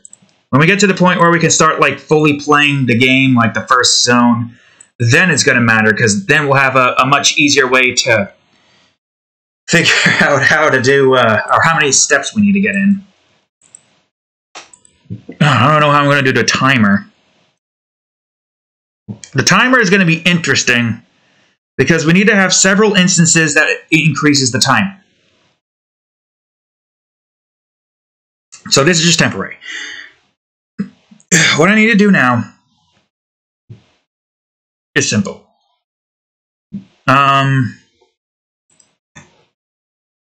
I guess I could do this down below. Where is it? Where do I want to do this? Here? Values. No, I guess that's different. Okay, so timer values. Why are you saying there's 1? No, you're just bugging out. And we'll just do a region timer values. This is going to probably use multiple things here. But for now, I'm going to see if I can figure out how to do timer values. It was something about, like, delta plus or some shit. There's also a few other things I need to get set here, but for now, let's just focus on this. Alright, so if time.time scale? Was it? Remind me. Time.time scale. Yeah, time.time scale. So if it's greater than 1, if time.time scale is greater than 1, then how do I want to do this? Okay, data.timer plus equals time.delta time? I don't know if that's it. Well, I can... This is what tests are for. There was something to do with time.delta time. I don't know if this is going to work. The timer is the float, correct? Did I make it float? Tell me I made the timer float. Okay, good. Just need to remember. I don't think this is going to work, but I will just simply go over to, I don't know, the laser level. Sure, why not? It's been a while since we've looked at that level. There we go. Nothing here is really going to change. There's no teleporters here to even do the teleport test, but it's fine. Okay.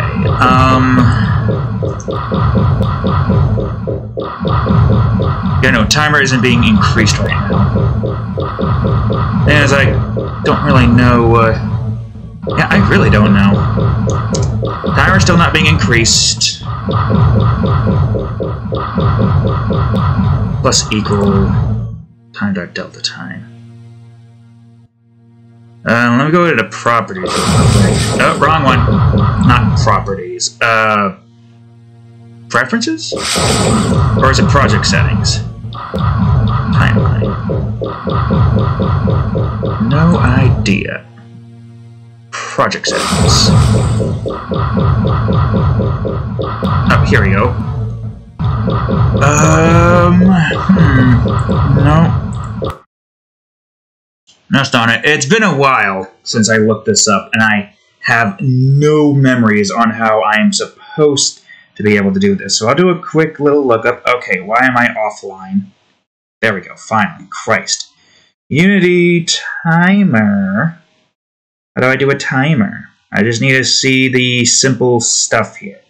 I don't need nothing too complex. I just need to know how to bring the number up the normal way. What was it again? I don't know what this guy's setup is here. Unless you... apparently that's the best answer. Is that it? Time.delta time. So I was right in one department. Is it minus? Wait, no, that's a countdown timer. Wait a minute. Wait a freaking minute. Well, first of all, this is greater than 1, correct? Right. I'm right in assuming that, right? Everything doesn't work if it's not greater than 1, right? Yes? Wait, fuck, right, dumbass, idiot. It's gotta be greater than 0, you idiot. No wonder why it's not working, because it's gotta be greater than 0. You fool! Your thought process was going to equal to 1. But you didn't, so maybe I was right. I was just being an idiot. I should have noticed. Alright, where's the timer at? Okay, 1. 7 seconds have passed. Okay, I should have a separate timer sequence for me to press so I can see. So this is working. So that is working. I'm going to have a separate time. Oh, God. Don't you revert my changes, you fool. I didn't want to press that button. I wanted to press Control X, you fool. There we go. Although, actually, it might be easier if I just did this. Remove all of this. And change this to, oh, I don't know, Shift. Sure, why not? Left Shift. Yeah, we could do Left Shift. So this one's interesting for a few obvious reasons. So at least I know I can just do delta time and that works just fine. But what doesn't work is the fact that it's going to go up and it's going to keep going past 60. But there's an easy fix for that. There's a very easy fix for that. And this is what we're going to do right here, right now to make this work.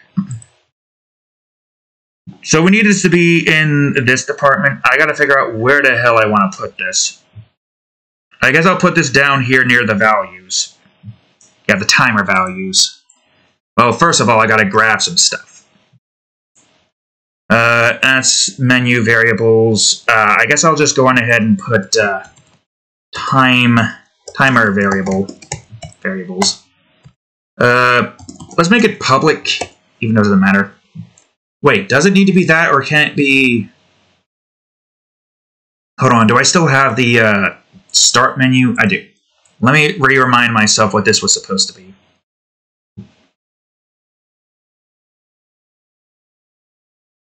Where was that again? No, it is supposed to be float. But if we're just grabbing the first 2 digits, then it doesn't exactly matter now, does it? I think. Right? Yes? Well, that's what we're going to test out here. So timer seconds. Okay, doesn't conflict with any. That does not conflict with anything good. Minutes. Hours. And I guess technically days doesn't really matter. Because days will just keep going up and up. I guess we could still put days in there. I do want to set up like a limit to how much you can get. Unlikely that anybody's going to play this game longer than a day. And even if they do play for more than a day, they're probably not going to play on the same file. I mean, it depends on if they're going to go for a certain special variable instance. Oh, you're over here. Yeah, so essentially you just went on ahead and grabbed the things that you need to grab. I don't even think I need to worry about... Oh, hold on.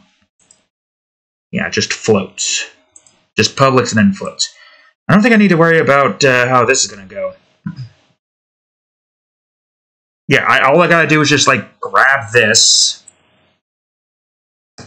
Change the names of these down here. And we're set. Okay, let me collapse this real quick. Yeah, no, that's all the updates. Alright, the pause game, the unpause game, the menu movement, the restart movement, the options stuff, the exit stuff. There, now we have an easier way to get down here. Okay, so this one's easy. All we gotta do is just replace these with the word timer.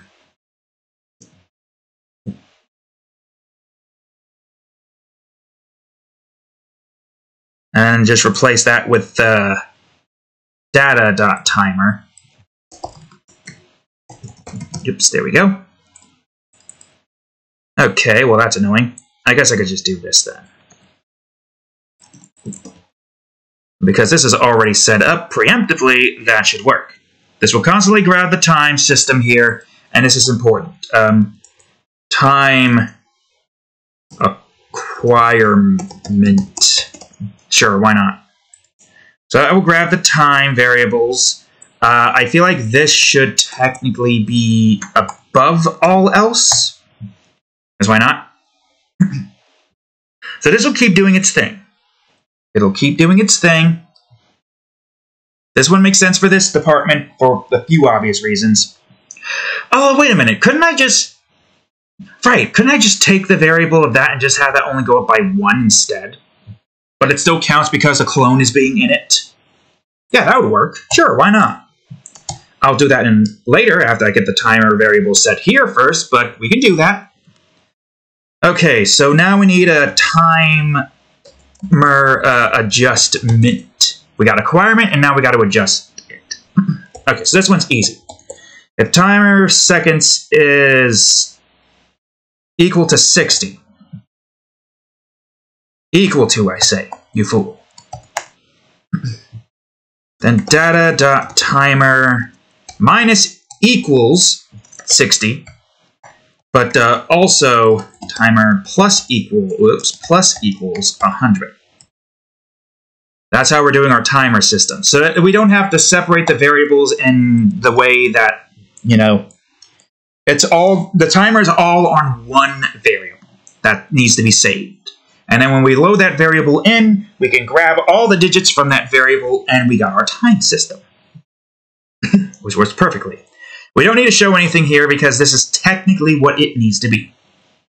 I guess what I can do is show the timer variable in a very particular department instead of what we have going over here. So I guess what I could do here instead, I could just, oh, whoops, I did not want to delete you, you fool. I can go on ahead and have this one be timer days plus that. I guess also another plus here. Grab that. And we have timer hours plus and timer minutes. And one more plus timer seconds. And I guess alongside that, we can also showcase the data.timer as well. And I guess also just a timer. Yeah, there we go. So now we got both the normal timer instance that will always be what it needs to be, and then the other timer instance. We're not going to go up to a day, let me tell you. That's not something we're going to do. But it's there in case somebody plays it for more than a day. I doubt it, but I don't know. We'll see. The rest of this should be easy, so this is just the second setup. Now we got to get the minutes set up. And the minutes is also pretty freaking easy. So the minutes, in this instance, got to increase it to 10,000, and then decrease it by 6,000. So there goes all the minutes there. Theoretically, this should work the way I expect it to work.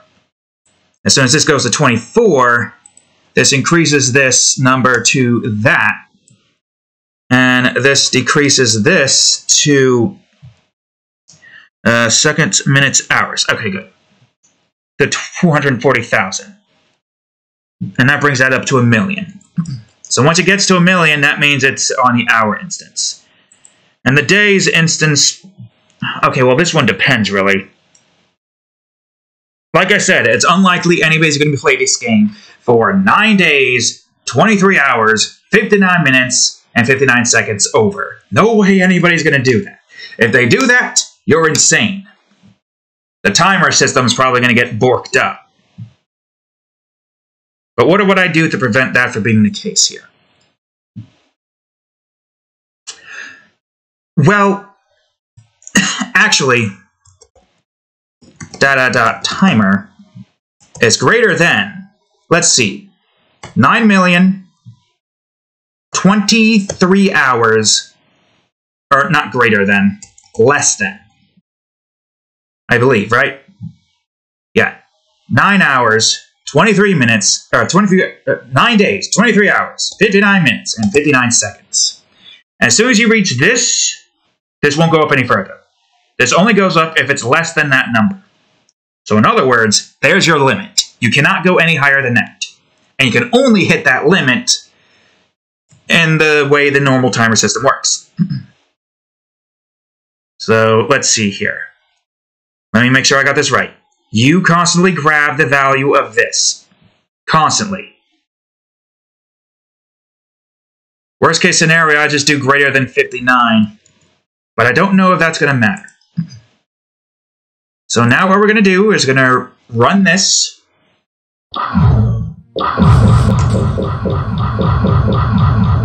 What the? Oh, there's a lot of stuff there. Wait, what? Oh, is this not being converted to right. What did I need to do to convert it to a integer again without having to do all this? Where is it again? Ah, the start menu, right. Yeah, math.float to... Oh. Is that just it? Math.float... Okay, let me do this then. Alright, I forgot about this tidbit, which is not what we want. So what you're going to do is math.float. And then that? Was that it? No, that's not it. Fuck, I forgot how I needed to do this. Well, I guess technically speaking it doesn't exactly matter, but now that means that if this is going to work, I need you to be 59.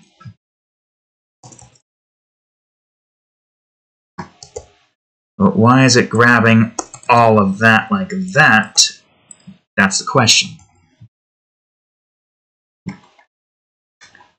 Yeah, because now that means that the only way for me to be able to, like, showcase these properly is if I do this, right? Yes? Yeah. I'm not sure how to convert it to that normally. Oh god, that's not what I wanted you to do, you fool. Why'd you do that?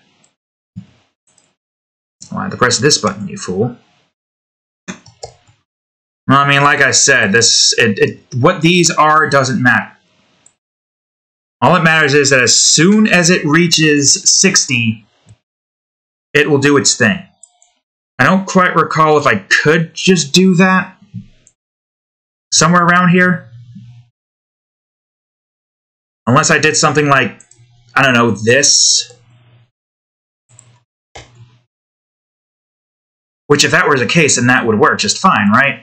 Because now it's converting this to an integer, ignoring all the decimals. I mean, I guess this is still good to have in general, because who knows if it's going to screw up and be like, oh, I can't detect this, so now I'm just going to surpass 60, and we're just going to continue down our merry way. Okay, I'm going to test it out with seconds first. I'm going to remove this, and I'm going to see if that actually does anything. It should. Theoretically, it should change all of that to regulars, correct? Right? Yes? Okay, 3 seconds have passed. 6 seconds have passed. And this doesn't need to have the usual setup string here, because this is not what you think it is. Alright, now if I pause, it's 19. Still 19, and it's still the same. I unpause, it continues to go.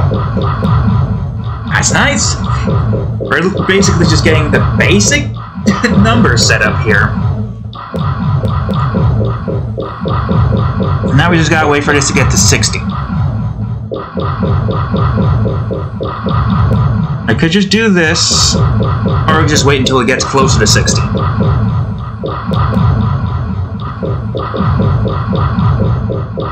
Oh yeah, wait. It can't work with over... No, that would work. It's only counting that one thing, right?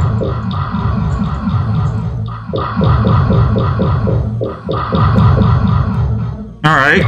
It worked. That's good. That's great. So far it's working just fine. I'm not going to sit here for an hour to see if it works. Okay, so that means converting it to that works just fine. Do I still need this here? Not really.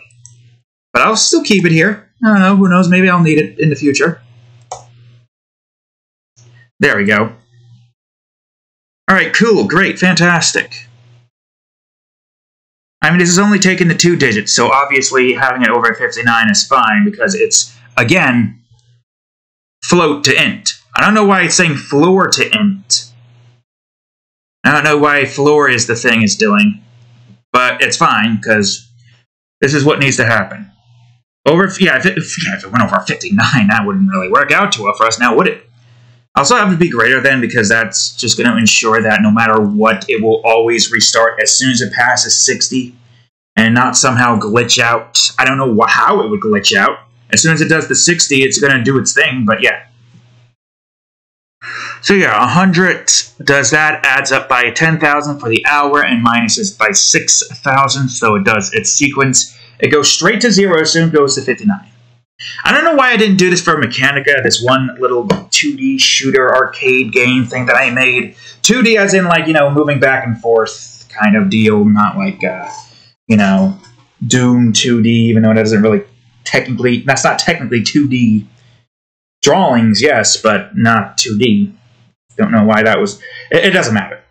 So, okay, good. We figured out how to do timer systems on the fly. And I was right about this. I just didn't do this properly. And now we even got a limit. That's perfect. That's great. So, I itched the headphones, and now I got chills down my spine. Okay, so we know that that works now. I'm going to go to all mechanics now, because this is where water and radiation is.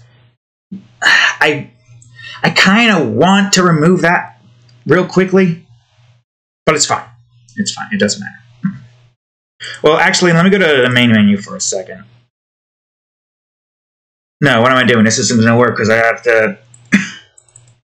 I got to bring up the statistics menu and figure out like what I did for this one again.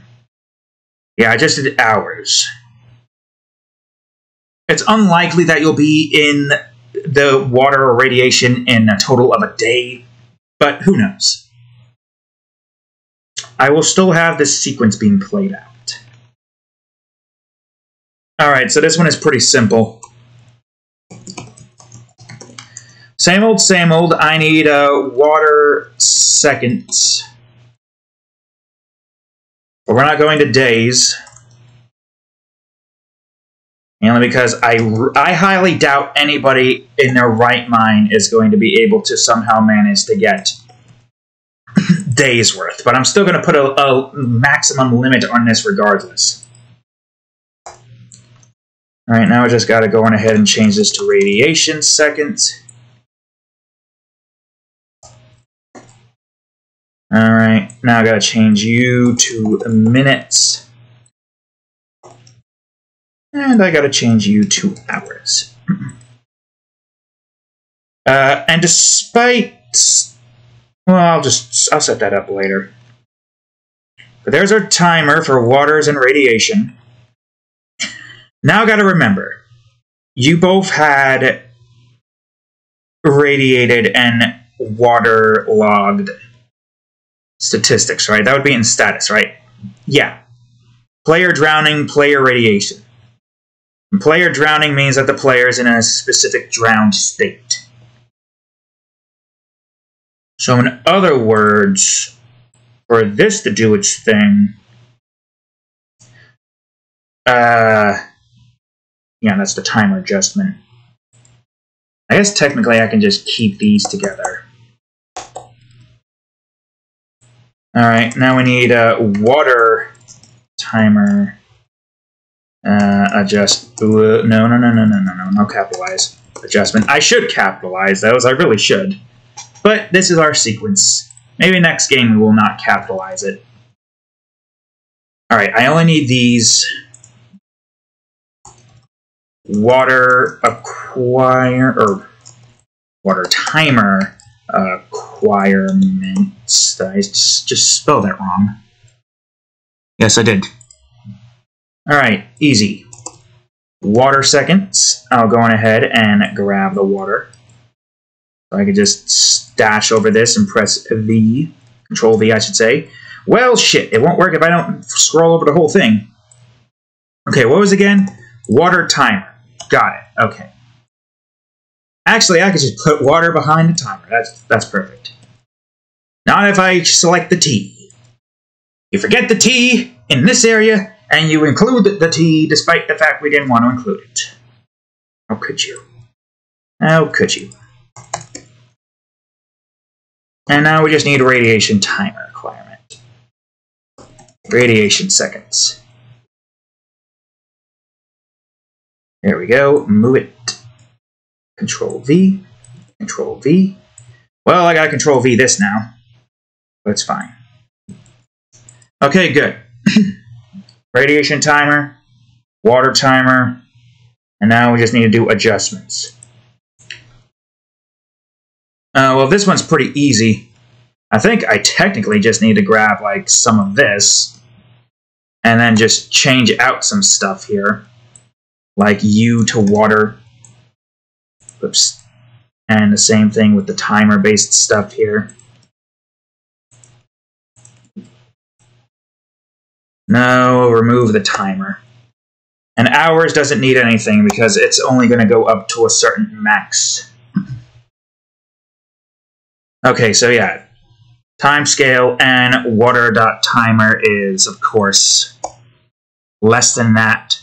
Unlikely that you'll get to that point, but if you do, you can't break it. Although I don't think it would break. And of course, player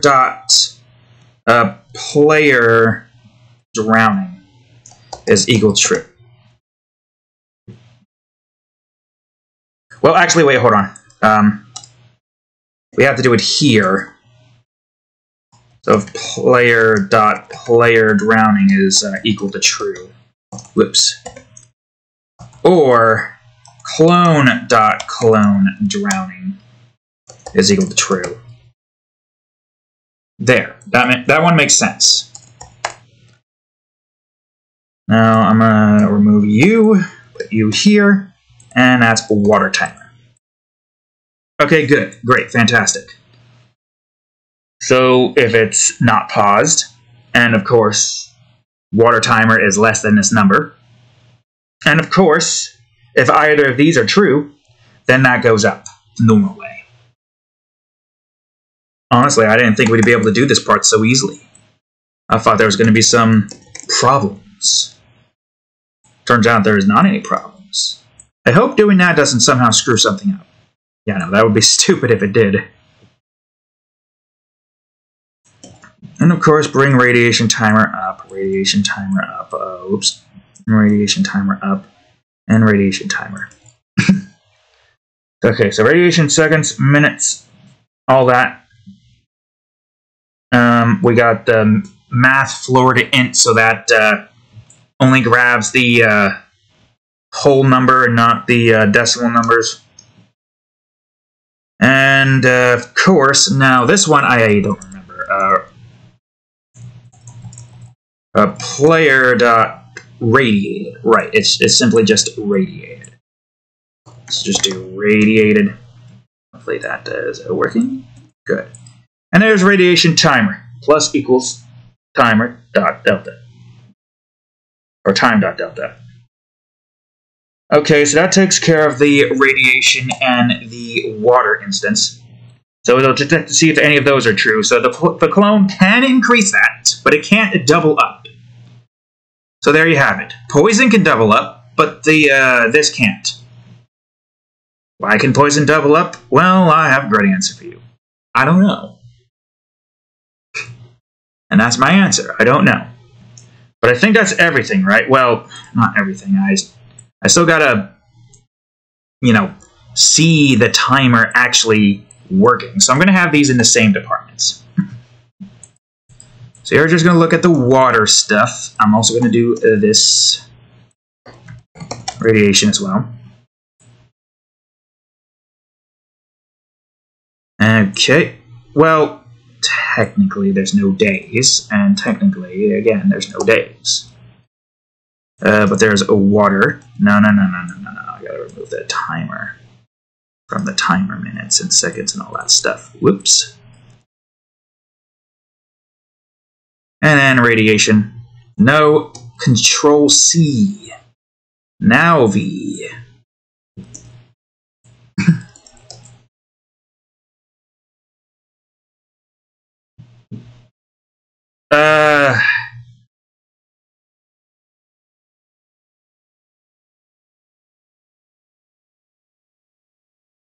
Wait, hold on. Whoops, that's the wrong one. That's a water chime. Player dot player dead. Right. Make sure that that's equal to that. Again, that's the wrong one, you idiot.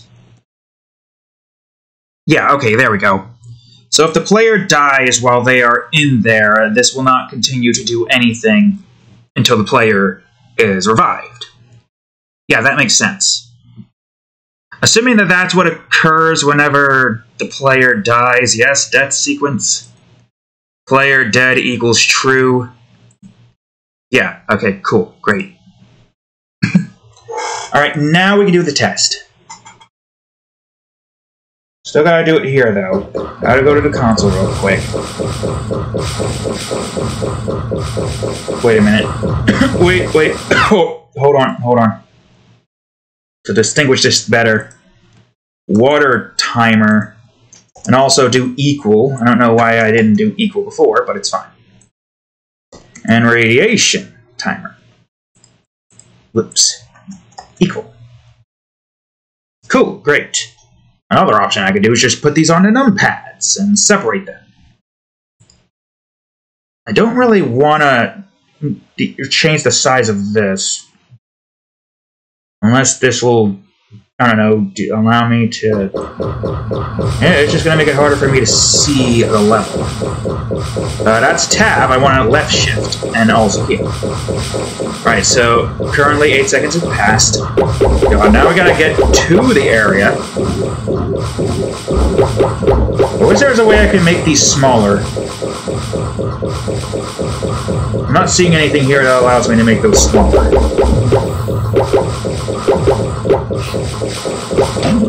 God. Okay, I'm gonna just stay in the water. And we're gonna die. Now it should be 7 seconds, right? Yeah, 7 seconds. It goes a little bit over. But I think that's mainly because of the fact that it kind of, you know, does a certain thing. Yeah, because it does a timer. Wait, does it do a timer-based system? Okay, you're gonna hear that in the background while I try to figure this out. Water dead equals true. Yeah, as soon as it goes over 7, it just does that. As soon as it enters 8, dead equals true. And once dead equals true, the player is dead. Interesting.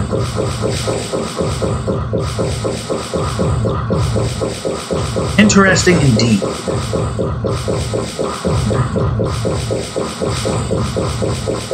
Huh. Well, there's also... No, because then that was just still activated. That's fine.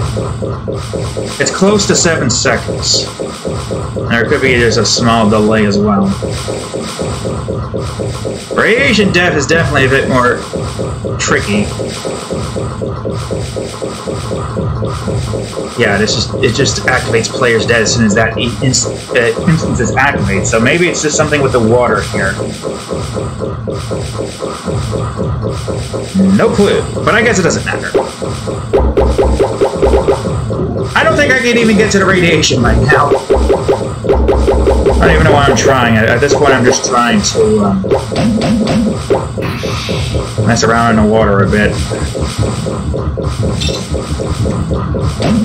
Alright, and my time in water now is 12 seconds. Cool, great, fantastic. And of course, there's our launcher uses and all that stuff. I'm going to move the player over to the radiation area real quick and test out the radiation now. This also might just be a good idea in general to test this. Oh yeah, just do it with the water too. I mean, it's gonna work anyways. I probably shouldn't be where the clinger is, unless I can get the clinger out of there. Oh wait, shit, that causes a nuclear explosion. Right, I can't go that way.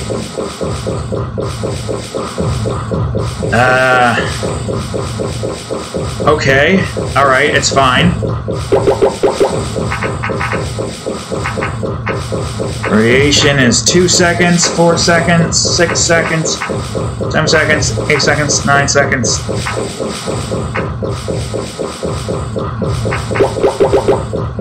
Now we're out of it. Still the same. 15 seconds, 16. So I'm not getting irradiated. Okay, good. Good, great. Also, that doesn't go up, which is good. 19 seconds. Cool. Well, I could do this. Yeah, that won't activate an explosion. That's what we want, no explosions. Still taking radiation damage, though. And now our radiation is 26 seconds. That can't be healthy. Yes, sir, that cannot be healthy. Alright, right, and this one just lost me over that, so I didn't have to time that. Because let's be honest, that would suck trying to time that properly. Alright, so that means that teleporter's gone up by 1. 1 again. Still, or 2. 3, awesome. And there, the teleporter's got adjusted. Cool, great, now that's 4.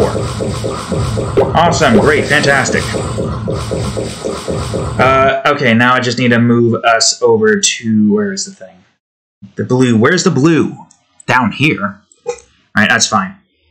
Actually, as a matter of fact, let's just move the player here so I can do, it should work regardless, right? Technically, all things considered, it should work no matter what. Up there, right. Okay, 3 seconds, yep. And we're not taking any water damage. Awesome, good, great. So the timers work. What a surprise. They were not as hard as I thought they were going to be. Well, that's awesome.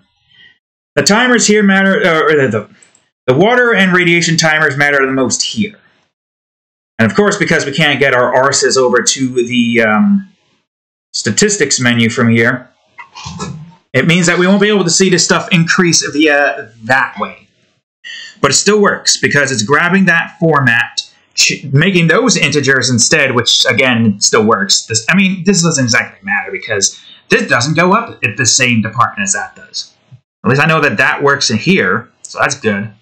I guess you just can't have it set here, so you just gotta have that be right. That makes sense. This is a math equation. This is an equation right here. Just like this is a.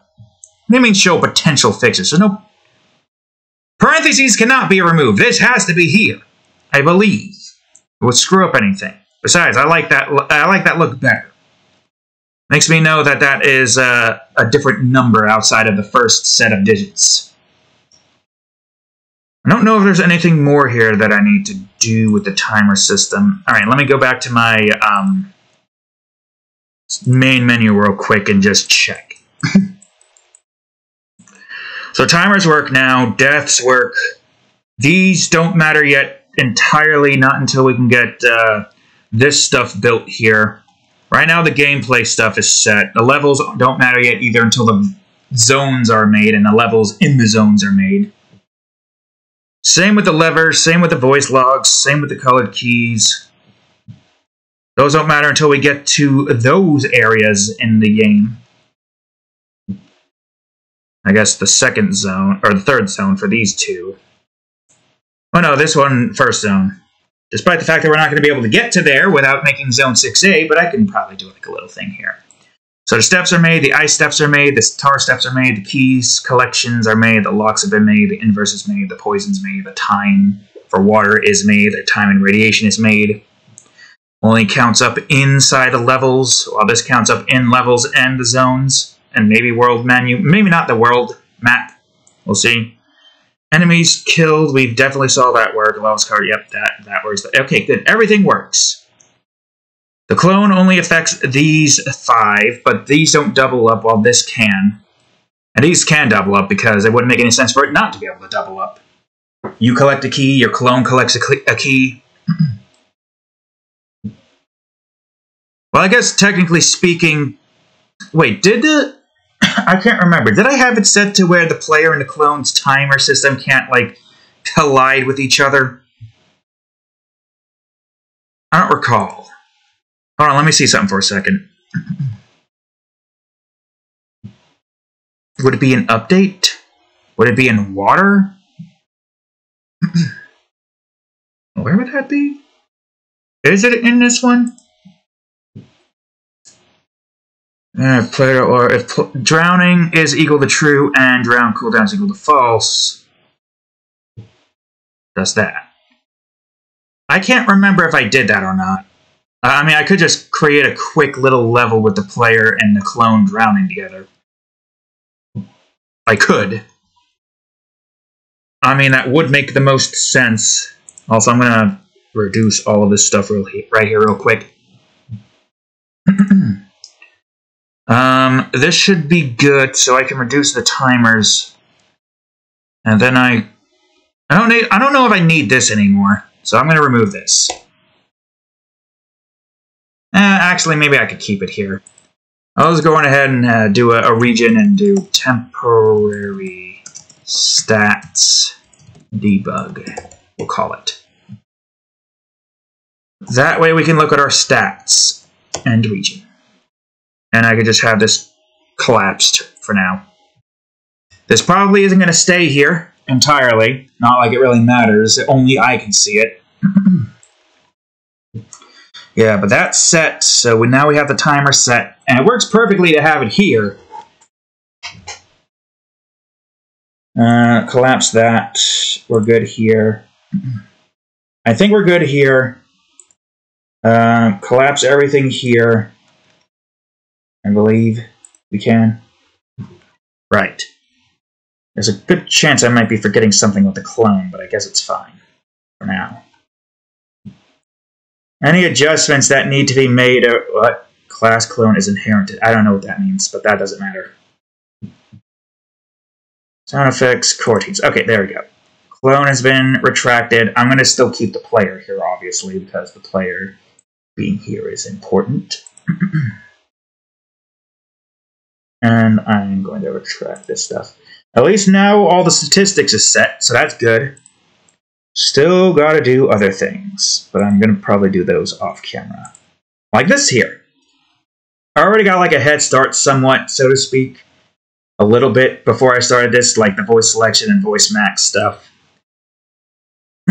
If I can't get that done with, the best bet I have is gonna have to be something else. I don't know what.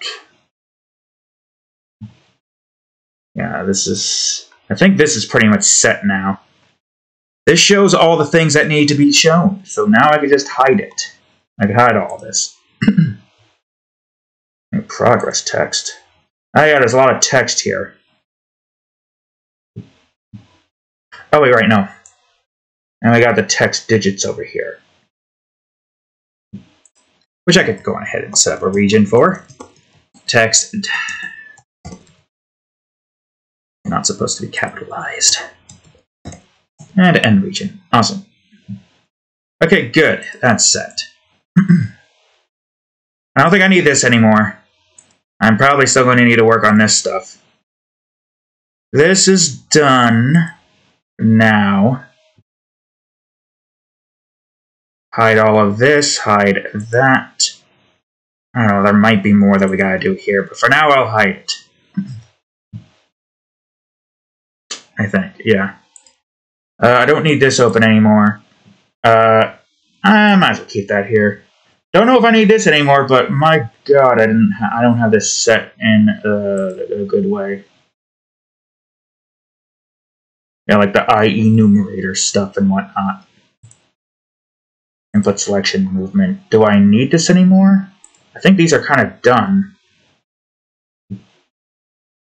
Okay, there you are. I was wondering where you went. Sound effects. Oh yeah, I don't even have the sound effects stuff in. Yeah, I'll go on ahead and do that real quick. Probably gotta do that to the other one as well. I still find it hilarious that No Man's Land, everything goes wrong. I wonder what the reason is behind it. A does not exist in the current context. A namesake cannot directly contain members such as fields. Yeah, I don't know what A is in that department. It's kind of hilarious that it just breaks the whole thing if you decide to have something there. Wait, what? Why are you spaced? Oh, you're all spaced. Right. That makes sense. Okay, this then.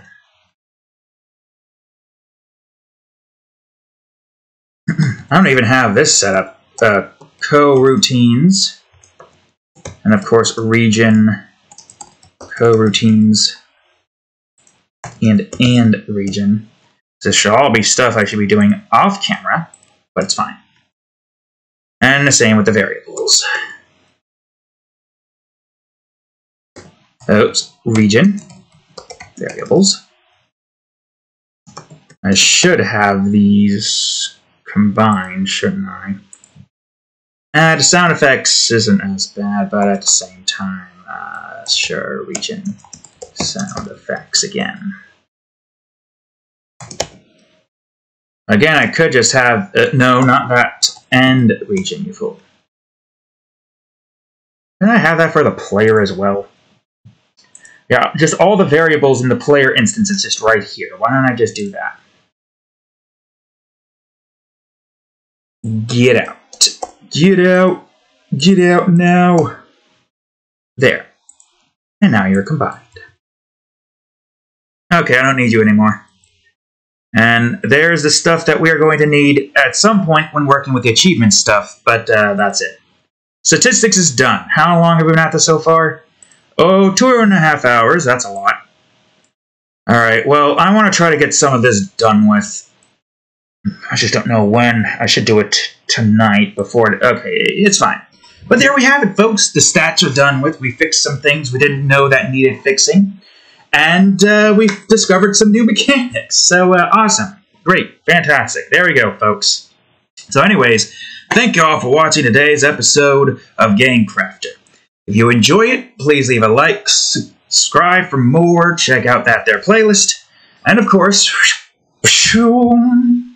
previous episode of GameCrafter right over here, and the most recent episode of Minecraft RTC Edition, Season 5 beginning.